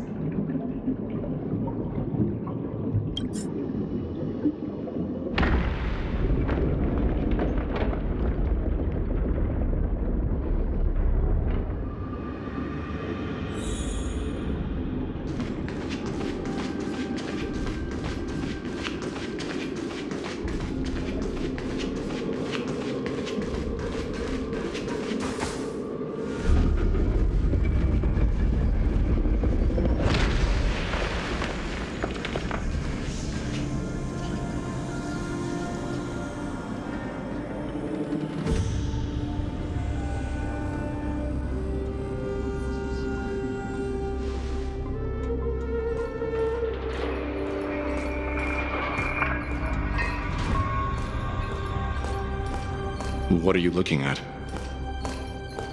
The Shackling Prison on the Luofu is completely different from the one on the Yaoqing. It's completely underwater. Whether it's in the clouds or underwater, breaking free would still be a piece of cake for me. Still thinking about your old jailbreak tricks, huh? Forget it. You're free now. Just don't do anything stupid, or the judges will throw you back in there and lock you up for a few hundred years. You'll see me again in just a few days. Taking Hule back to the Yaoqing means a lot to the Foxians on the ship, and to the General herself. So stay alert.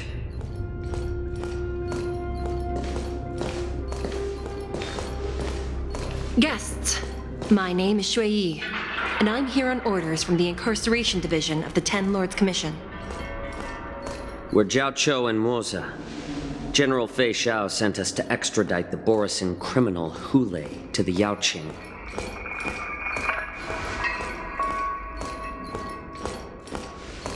We're here to inspect the conditions of his imprisonment and make preparations for the handover and transportation. I assume you've been briefed, Your Honor. Your visit request has been approved. I'll be your guide for this trip. Prisoner Hule, the warhead and brood lord of the Borisin Abominations of Abundance and the arch-nemesis of the Foxians, is responsible for 2,123 wars of aggression and countless associated crimes. Due to his heinous acts, he has been imprisoned in the depths of the Shackling Prison and subjected to the punishment of the Forest of Swords until the end of time. He shall never be pardoned. No need to repeat his crimes and sentence, Your Honor. He is the greatest enemy of us Foxians. The stories of his atrocities are used to terrify our children. I'm well aware of every crime he's committed. Let's move on to the next step. When it comes to visiting criminals, there are rules in place to ensure your safety. I know you've heard legends about Hule since you were children, but your knowledge about him is likely very limited. Only the judges of the Ten Lords Commission truly know what kind of abomination is locked up at the bottom of the Shackling Prison. It has been centuries since Jing Liu, the former sword champion of the Luofu, captured Hule. And during all those years, we never provided him with any food. Yet he somehow managed to stay alive. It defies all the documented physical characteristics of the Borisin. The Forest of Swords, forged by the Punishment Division, is a device of intense torment, used to execute sinful abominations. Most Borisin die within 3 days in the forest, but Hule is different. Every time the blades pierce him, his body instantly heals. Despite the brutal punishment, he somehow manages to survive. The complex rules are there because of his abnormal characteristics. Do you understand now? I apologize for any offense caused. Please continue, Your Honor. I've given you the instructions regarding Hulei's visitation. Please make sure you read them carefully.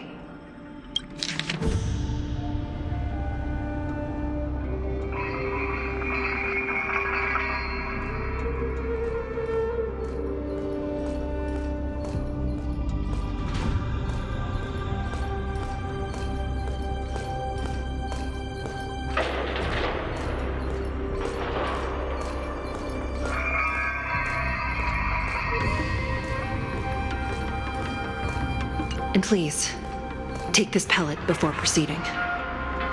No, I'm not taking random medicine. Then you won't be allowed to visit Hule. Just swallow it already. Hule is like all Borisin. He can release a pheromone called lupatoxin that induces fear. Thousands of years ago, we Foxians were enslaved by the Borisin. Not because we were naturally weaker, but because of their lupatoxin. This pill is for our own mental well-being. I understand. I knew you were a reasonable person.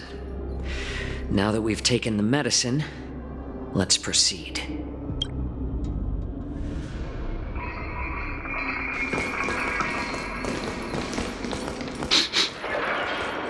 Your Honor. What is it? No, never mind. Maybe I'm just imagining things. Let's keep moving.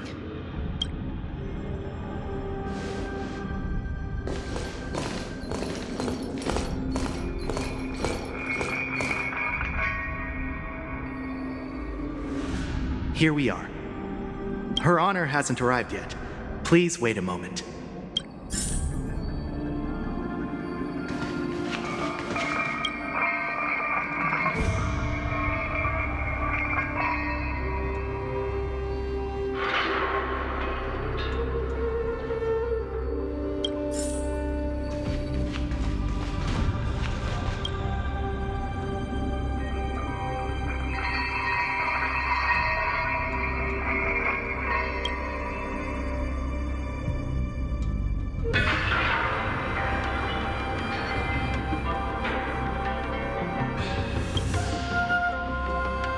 Welcome, dear guests from the Express. Judge Hanya of the Interrogation Division. We've met before. Glad to meet you again. Please allow me to express my gratitude to you again for subduing the demons in the Fixtral Garden. Looks like while March 7th and I were clueless, you already made many friends on the Xianzhou Luofu. Even though you and I have met before, we can't show any favoritism under the 10 Lords. So, please do as I command as we head to Scrivener Hall and beyond. Don't do anything without my permission. This is not a place for ordinary mortals. You and Mr. Dunham, please come with me. Please lead the way, Your Honor. Please let me activate the mechanism before we all move forward. And please, watch your steps.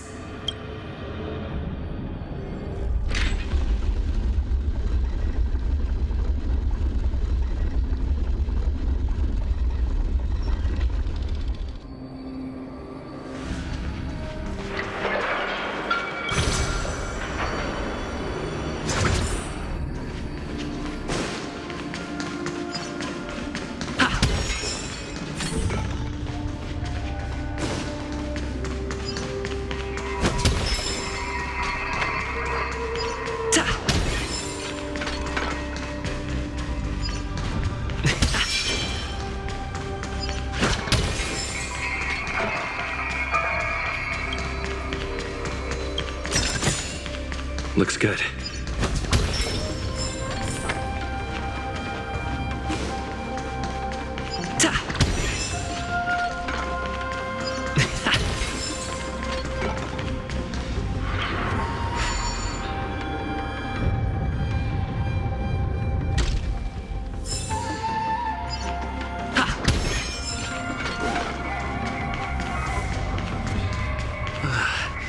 It's freezing. This place is filled with the cold air from the northern peak of the polar delve. Even the toughest long-life species would have a hard time enduring this.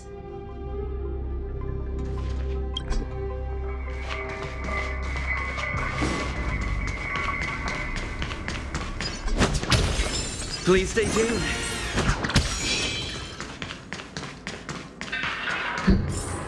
Did you hear something just now? Let me check it out. Ugh, what an eyesore. This place is packed with boxes and crates.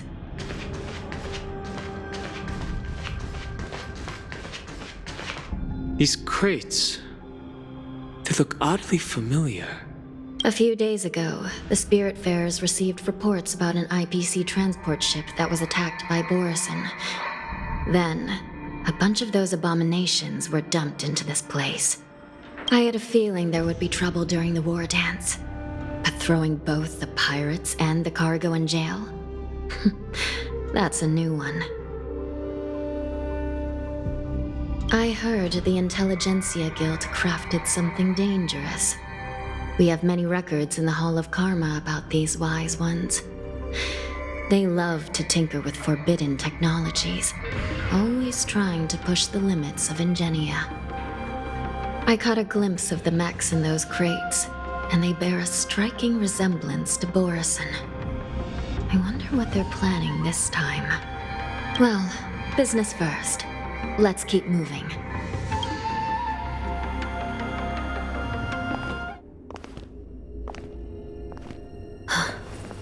Strange. I don't remember checking the containment facilities a second time.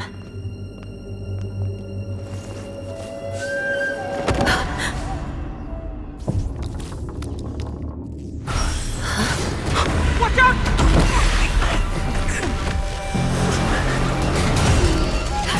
Emergency! All wardens prepare for action! Emergency! All wardens prepare for action!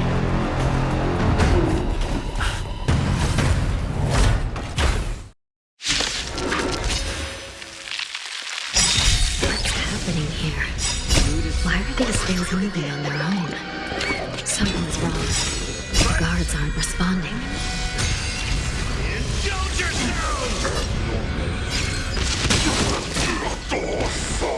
Joining the battle. Until everything burns to ashes! Set the seas ablaze!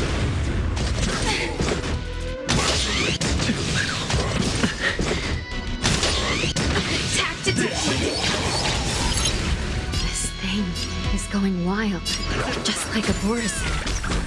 Looks like we're on our own for this one. I will dispatch you. Your end approaches.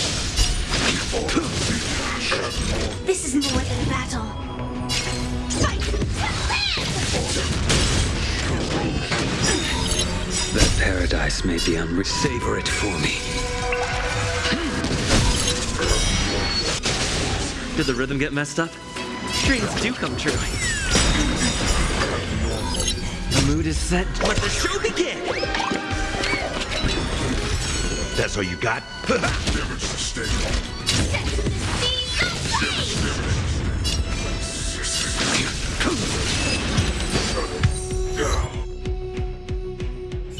But how is this even possible? The Spiritfarers follow the protocols, cutting off power to the mechs and sealing the crates. How could these mechs still start moving? It's just like what happened in the Artisanship Commission before. These goods went haywire and attacked everyone in sight. Something seems to be jamming communications within the Shackling Prison. It's probably these mechs causing the trouble. These things showing up in the Shackling Prison can only mean one thing. A prison break. And whoever delivered these goods clearly wanted them to go through the Xianzhou's strict inspection process to show the Skyfaring Commission and Cloud Knights how dangerous they were. They wanted these mechs to end up right here, in the Shackling Prison. If these things already started taking action while nobody was paying attention, then the whole prison is in trouble, I'm afraid. And to make things worse, another group of visitors just entered the depths of the Shackling Prison. The messengers from the Xianzhou Yaoqing. And the prisoner they came to visit might be the target whom these wolf-shaped mechs were delivered here for. If that vicious beast manages to break free, it will be a catastrophe for the Xianzhou Luofu.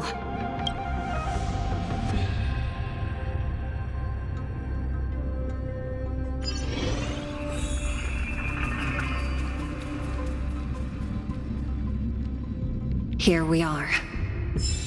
Have we arrived already, Your Honor? Shouldn't there be a cage here? The most notorious felons are locked away in solitary delves, deep down in the prison. Those delves can't be opened without proper authorization. The blue bird paves the path, and the Stygian lanterns illuminate it. Help me light up these lanterns, and the way to the bottom of the Shackling Prison will reveal itself. What should we try next? I've given you the diagrams for lighting the lanterns. Please take a look.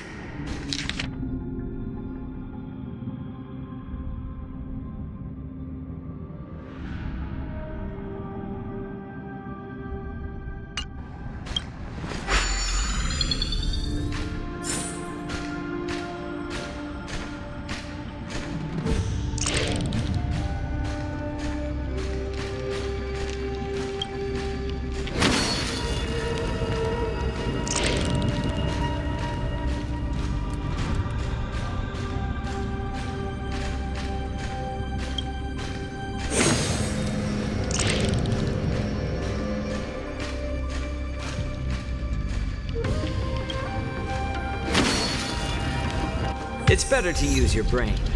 Save your strength.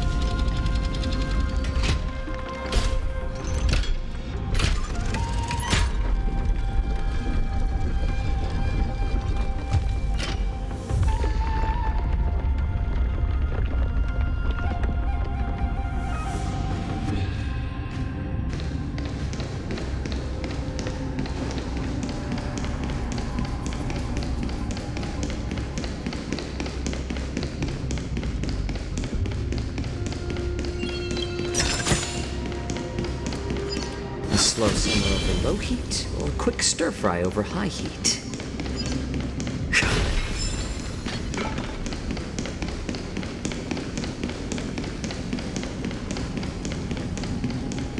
The path is open. Once we descend to the bottom of the prison, please do not do anything reckless.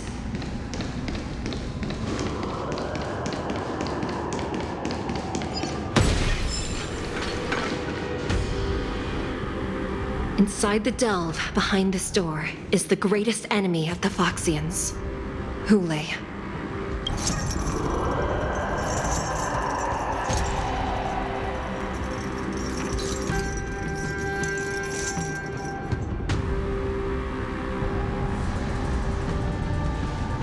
According to custom, envoys from the Yaoqing visit the Xianzhou Luofu once every century to check on this abomination's imprisonment and condition. Even though the Ten Lords Commission sentenced Hule to the Forest of Swords, suffering every day for the rest of his life, I understand that the Yaoqing messengers want to see him dead. Unfortunately, for the past 7 centuries, they've had to return disappointed, because this beast simply can't be killed. If we can use his toxin to create medicine and save an innocent life, it might help balance out some of the sins he's committed.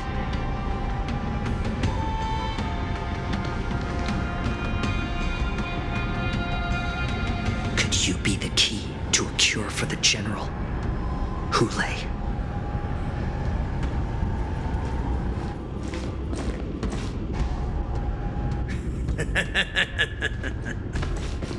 And once again, the envoys of the Yao Qing will leave disappointed.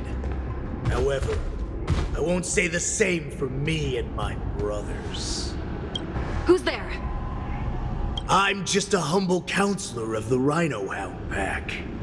You can call me Mock Talk. Wardens, intruders on the lowest level. Send reinforcements.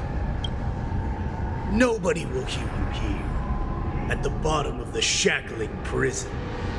Thank you for opening up the prison for us, Your Honor. We'll take it from here. No wonder I kept smelling that familiar stench. So it wasn't just my imagination. Do your thing, Morsa. We mustn't let these abominations get any closer! Detestable things. There are too many of them. Once we were inside the Shackling Prison, we found soldiers failing things everywhere. I like adding fuel to the fire. More seasoning. Did the rhythm get messed up? Dreams do come true. A blade knows no mercy. Your end approaches.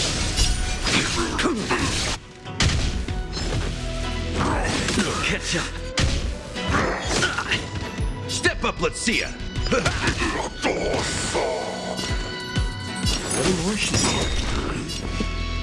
I'm honored by your presence. You're already here. Why not have a meal before you leave?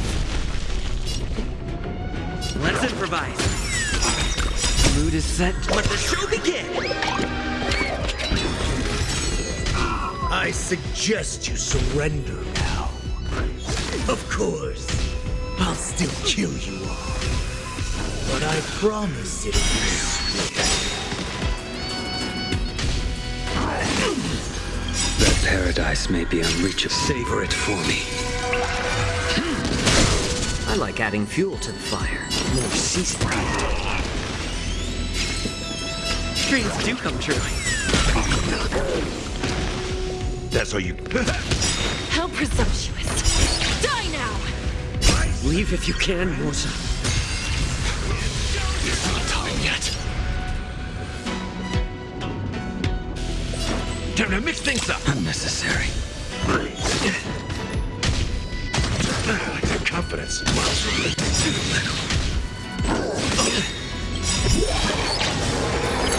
I'm honored by you. Since you're already here, why not have a meal before you?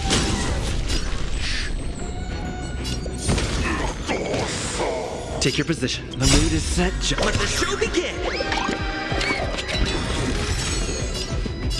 Let's improvise. It ain't over.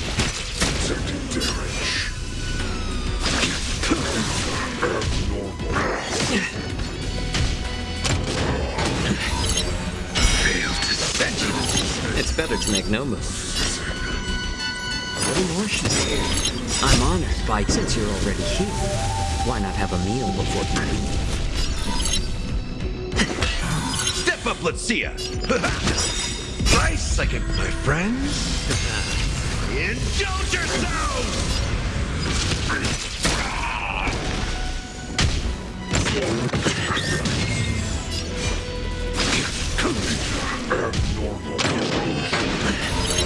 How about letting the enemy strike for more seasoning?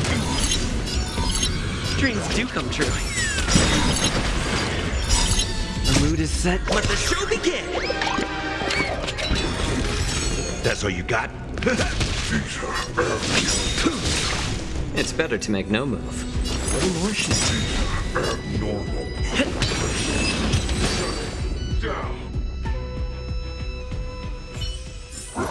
Guard the gate! They can't be allowed in!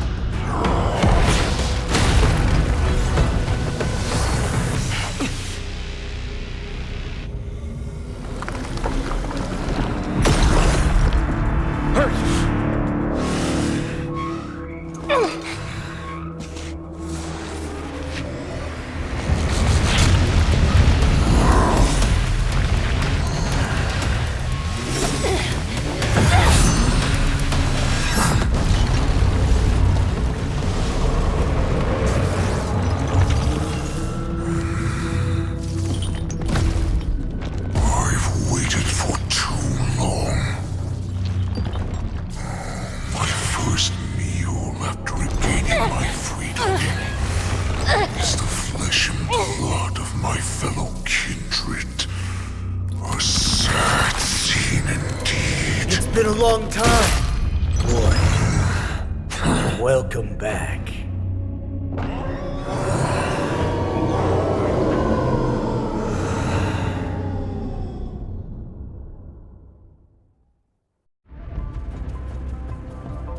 How many times has the old verdant home spun around since our last hunt? Duran's whelp, tell me your name. Oh, great Hule, nemesis of the Foxians and the hunter of all beings. I'm Moktok, a humble counselor of the Rhino Hound Pack. I am only one insignificant heir spawned from your bloodline. It's been at least 7 centuries since you led our pack through the hunting grounds of the stars. I'm thrilled to see that you are as cunning and skillful as ever. 7 centuries. 7 centuries have passed. But why have Duran's whelps grown to look like this? Tell me, Moktok, why have you grown to resemble our most despicable slaves and enemies, the Foxians? I've been commanded to release you from this cursed prison. It is Senjaya's will. That's why I had to take a magic pill, don the skin of a lowly beast, and play along with their hypocrisy. Since you have an escape plan, tell me, what's our next move to get off of this ridiculously large ship? My brothers and I will lock down this prison, trapping the prison guards inside.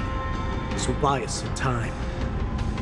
The rest of my crew, who are undercover like me, will secure the vessels for our escape. According to the plan, we only have a tight 2-hour window to get out of here. Originally, I intended to carry out the plan tomorrow, but they're planning to transfer you to the Xianzhou Yaoqing now. So I seized this opportunity to set you free. What a reckless plan, you idiot! Even if we manage to get the ships, our chances of escaping are slimmer than a Foxian slipping through my claws! But we have no other choice. The angel serving under the Master of Immortality sent me with a message. Only your return will end the prolonged divisions among the Borisin. Every one of my crew is ready to lay down their lives if it means setting you free.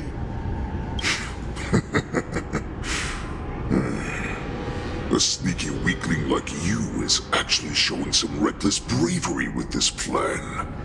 Fine. You'll get what you want. And all of Duran's whelps will too. Well then, my lord. We should leave now. Before we go, give me one of those magic pills. My lord, will you seriously want to don the skin of a lowly beast? That would be a disgrace to your greatness, my lord. You idiot. Greatness means nothing without freedom. Once I get out, I'll need a disguise that won't raise any suspicion. As you wish, my lord. Is that Foxian slave my meal? No, he's an envoy from the Xianzhou Yaoqing. I plead you to endure him a bit, my lord, as he's more valuable as a hostage. Take him, guys. Time to move out.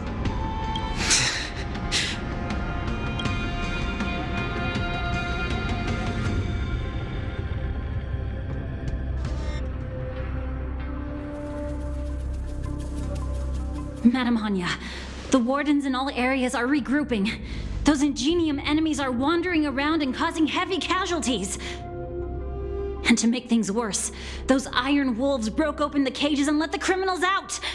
We've called for backup, but it seems like all communication is jammed. Let's preserve our strength and first take down the isolated prisoners. By decree of the 10 Lords, all prison breakers and intruders shall be apprehended, dead or alive. Just a short time ago, the nether key mechanism was activated. It was probably Madame Shui and the Yaoqing messengers, heading to the bottom of the prison. Given the situation, I'm afraid that area is exactly where our enemies are targeting. We mustn't let that vile beast escape from its cage. We've gathered all the prison guards who can still fight, and we'll split up and secure each floor. Go! Those intruders are quite bold. They must have been planning this for quite a while. Indeed, but Borisin tend to favor direct and aggressive approaches. Crafting careful and precise plans like this is simply not their style. Let's focus on the current situation right now. Please help me.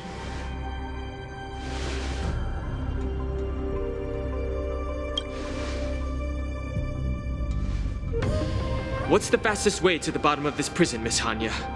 If we don't get there quickly, we'll soon be outnumbered by all the enemies inside. We'll have to bend the rules. Please, follow me. Prisoners must remain in place in a phase. By decree of the Ten Lords, all prison breakers and intruders shall be apprehended, dead or alive.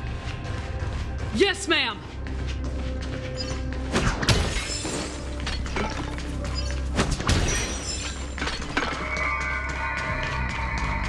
Please stay tuned. Hold your position here. Yes, ma'am. We need a few tools if we want to reach the bottom quickly. Follow me to the next floor.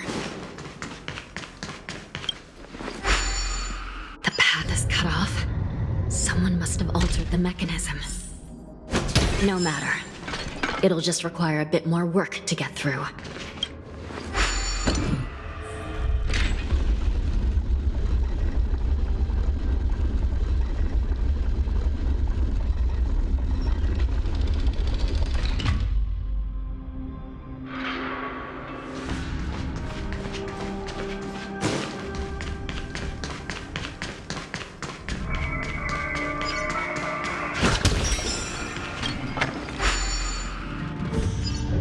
Some Spiritfarers occasionally use ingenia from the Artisanship Commission to navigate the treacherous terrain here.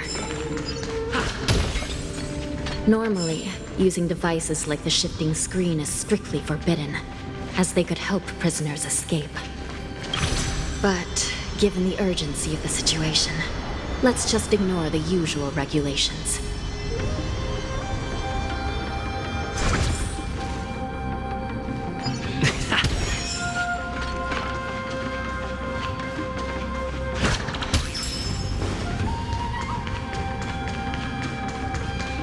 The nether key has been activated. I hope we're not too late. Hang in there, sister.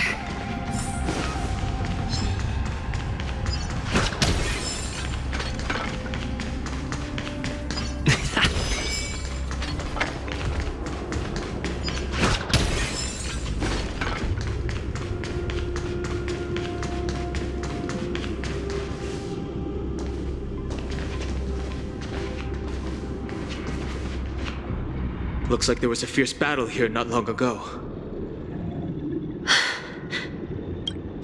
The gate to the prison delve is wide open.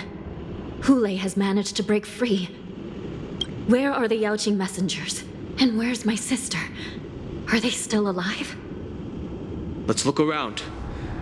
Maybe we'll find some clues.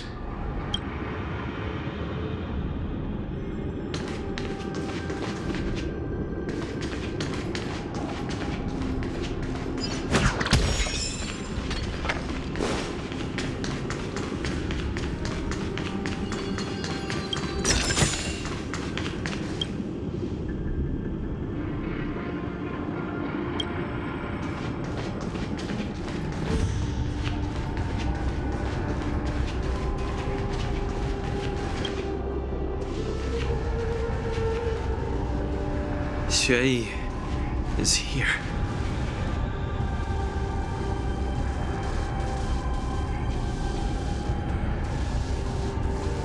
Miss Xue briefly sacrificed herself. My condolences, Miss Hanya. Condolences? Well, that's unnecessary. You misunderstand. Thanks to the Ten Lords' blessing, my sister turned into an Ingenium centuries ago. Dying and returning as just a soul to the Hall of Karma's document office has become a routine for her. While I'm not keen on seeing her throw away her body like it's some replaceable part, but...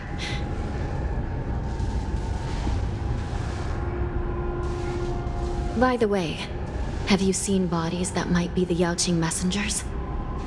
One of them is a Foxian wearing exquisite clothes, and the other wears a dark cloak, like a fugitive. No. I haven't found any Foxian bodies. Only Borisin ones. So, the intruders and Hule are holding the Yaoqing messengers hostage. This is the worst situation. With hostages in their grasp, the prison guards can't do anything about the prisoners. If anything happens to the messengers, the relationship between the Yaoqing and the Luofu could be irreversibly damaged. We must rescue the messengers, get out of here, and spread the news. We mustn't give up as long as there's a glimmer of hope.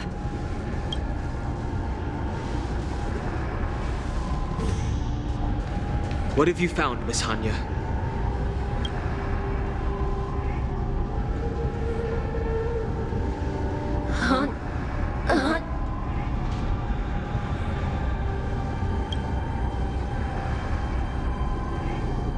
Reconstruct. It's my sister. Looks like her soul hasn't returned to the Hall of Karma yet. At such a critical moment, her death can give us information that we can turn into an advantage.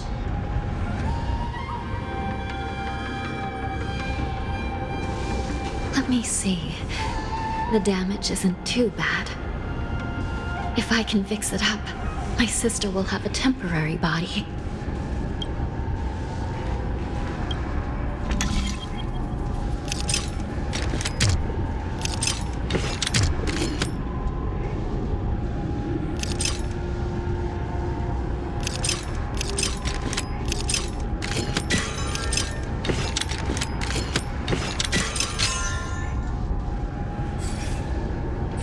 Hanya, I'm back.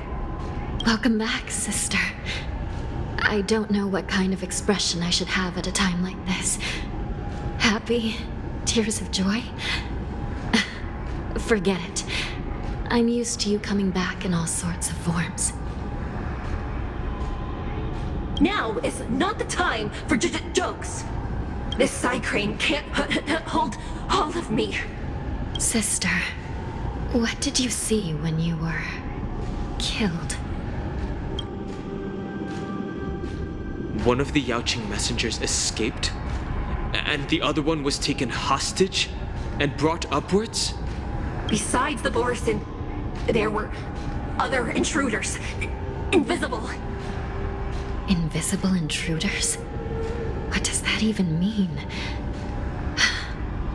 How many conspiracies are tangled up in this mess? Do me a favor, sister. The intruders have cut off all communication between inside and outside the prison. And now you're the only person, the only bird, who can slip out undetected. Make sure you deliver the news to the outside world. I understand. Please be careful, sister. You are different from me.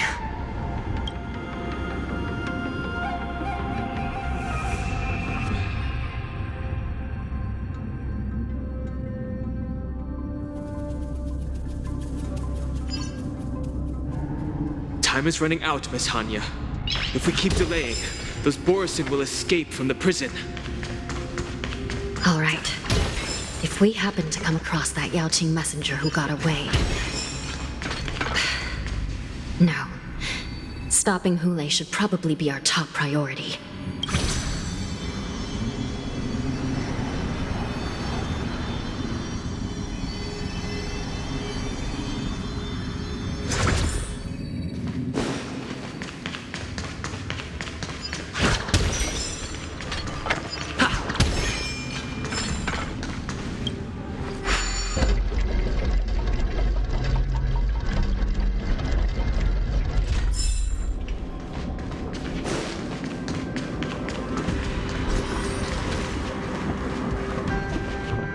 Wait!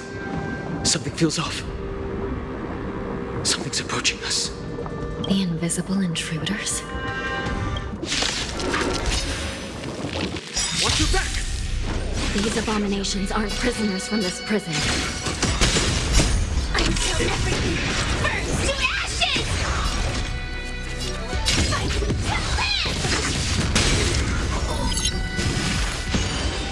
live! Did the rhythm get messed up? Let's improvise. Step up, let's see ya! The mood is set, just let the show begin!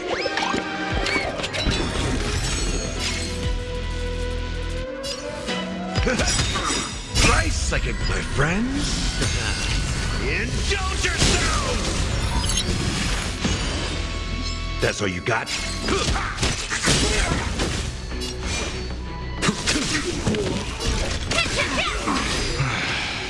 The prison management on the Luofu is truly concerning. Who are you? Aren't you looking for me? Recalibrating. Paradise may be unreachable. Savor it for me. Did the rhythm get messed up? In the mood for another beating? How's this taste? Unnecessary. The fight is set. I fight to live! Did the rhythm get messed up? Dreams do come true. Just focus on the fight. The mood is set, let the show begin! The comfort means forever. Fail to set you.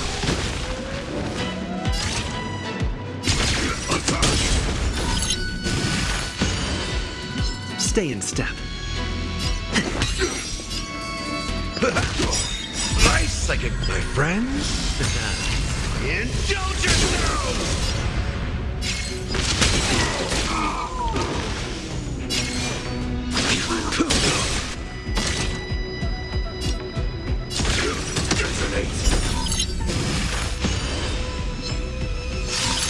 Like until everything burns to ashes! Set to the seas of life! A miracle.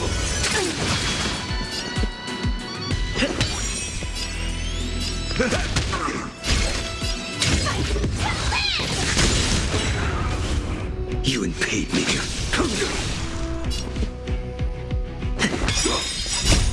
Let the show begin!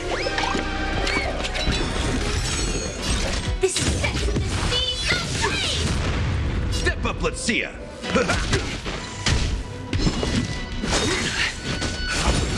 Recalibrating.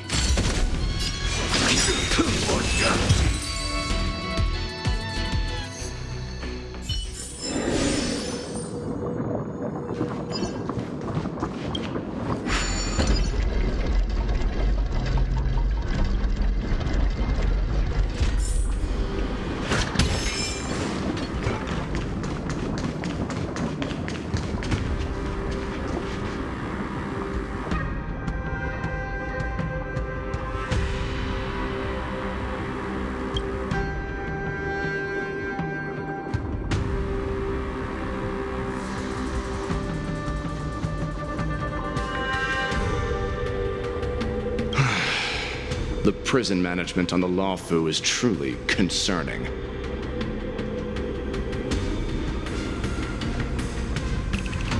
I prefer to be called the Yaoqing messenger who strategically retreated. At least two different groups of intruders infiltrated here. The wolf cubs and these Mara-struck soldiers. Their hiding technique, it's pretty similar to the wind mantle technique used by the Vidyadhara serving Kailorum Venti on the Yaoqing. What do you think? Well, never mind if you don't have any clues. Now is not the time to exchange assassination techniques. I'm Waza. My friend fell into the clutches of that wolf. I was planning to escape and report back as quickly as possible. But now it seems... the prison on the Luofu is a real maze, I must admit. Thank you for your help, Mr. Moza. We'll do our best to ensure your friend's safety. No, you can do nothing for him now. and you shouldn't be focusing on his safety at the moment. Your friend is in Hulei's clutches and you're just going to leave him behind? Look, I'm the Yaoqing General's guard, not his. I've seen how that giant wolf fights, and there's no way. Trying to save my friend will only get us killed. I don't know how you think, but I won't throw my life away for a lost cause. Listen up. I've been tracking these fugitives, and I know their next move. They're planning to seal off the entire prison to keep the outside world in the dark. The worst-case scenario, we are all killed by that giant wolf, and the Shackling Prison is sealed off. No one will know about us or about their escape until it's too late. And the best-case scenario...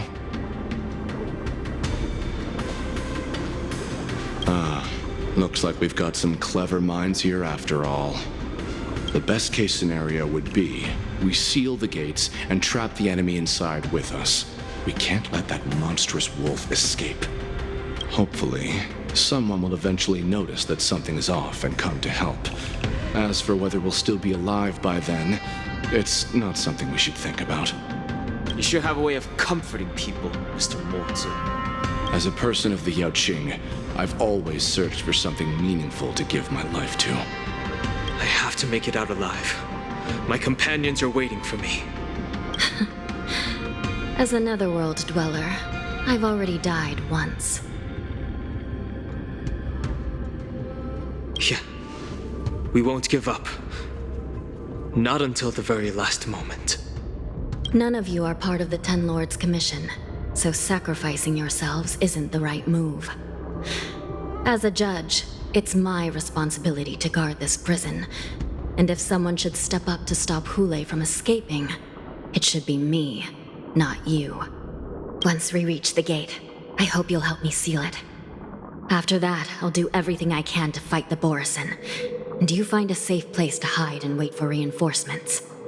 Now, let's proceed upward.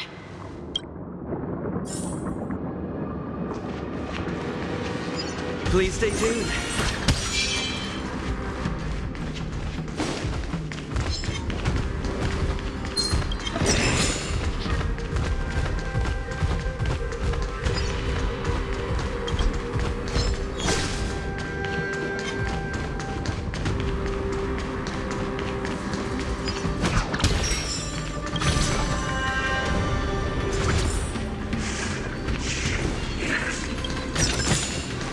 Is that all?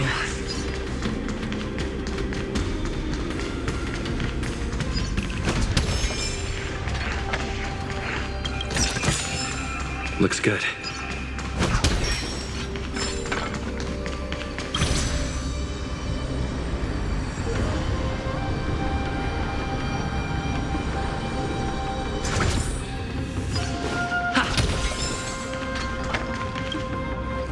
We must seal the entrance before the Borisin fugitives get out.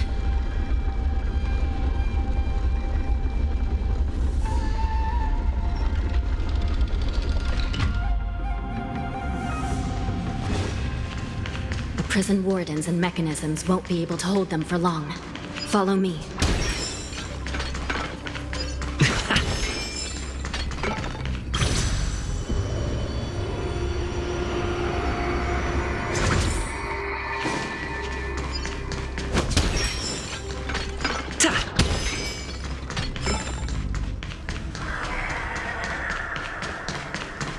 We're almost there. The gate is just ahead.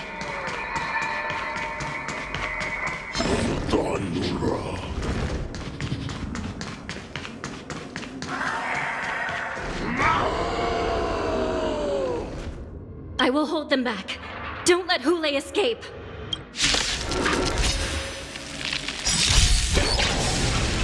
That paradise may savor it for me. Slice like my friend. Indulge yourselves!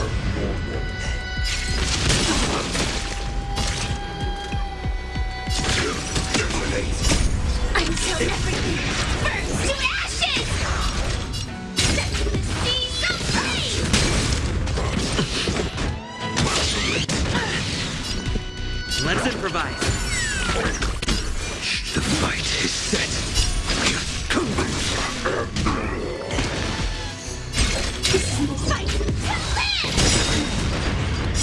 set, let the show begin! That's all you got? Staying dreams do come true. Firefly, set for the sea, no way!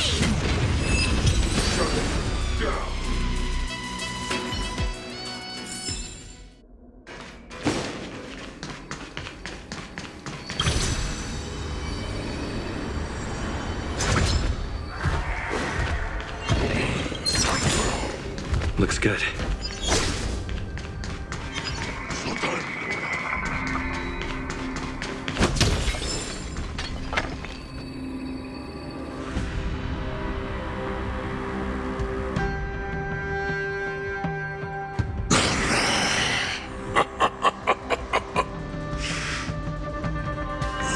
This brings back such familiar memories.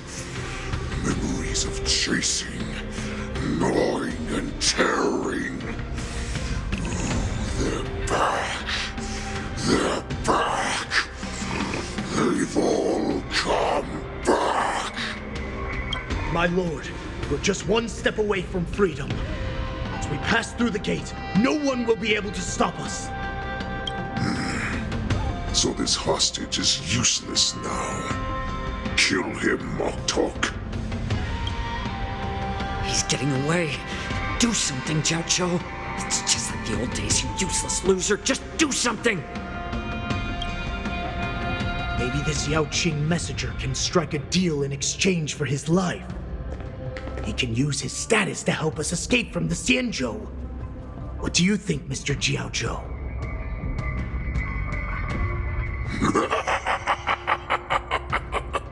Oh, just look at you. Fallen so low during my absence. You're even negotiating with livestock. As far as I recall, no one from the Yao Qing would ever consider a deal with Duran's offspring. I've got to make this beast stay here, whether it's for the sake of Fei Shao or the Yao Qing. Deal. I certainly have more value alive. My identity, my knowledge of the Xianzhou, and my understanding of many things that your minions have no knowledge of. They'll all be valuable. Lowly beast. Muster up that pitiful tongue of yours and plead for what remains of your life. Speak up. I'm afraid you're unaware.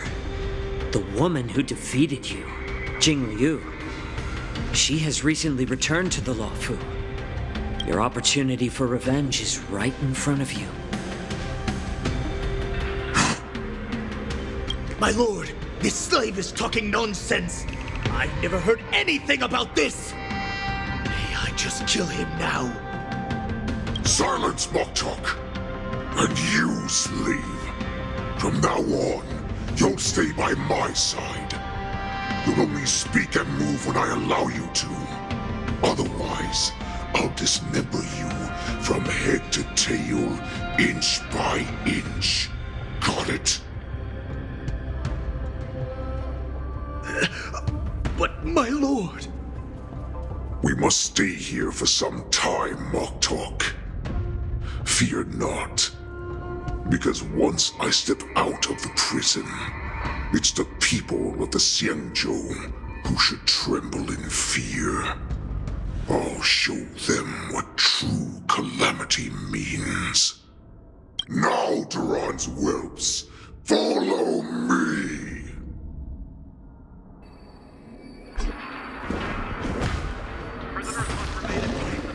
Prison guards, stop them! For our great Lord Hulai!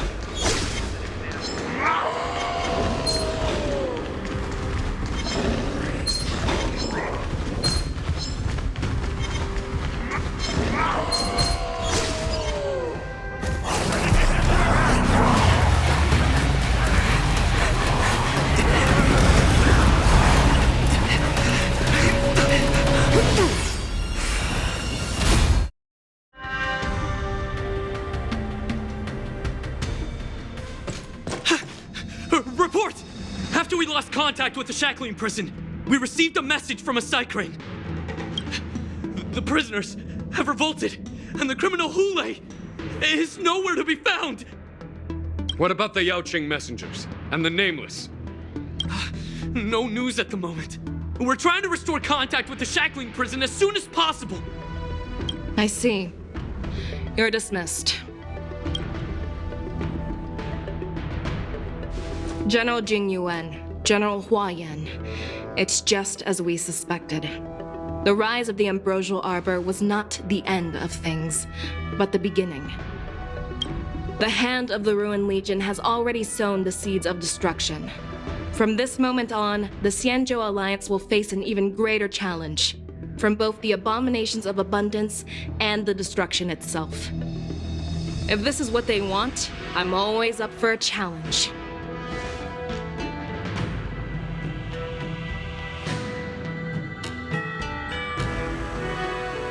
As the Marshal Special Envoy, I'll dispatch the Luofu Cloud Knights to pursue Hule myself.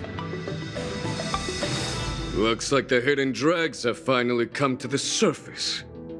And as I said before, it's time to wash them away, once and for all.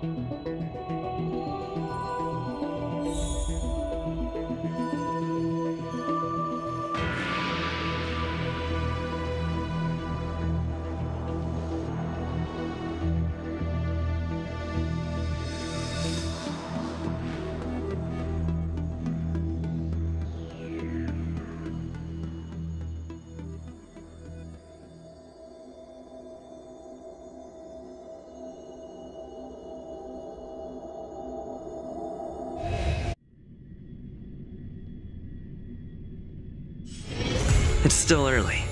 Where to now?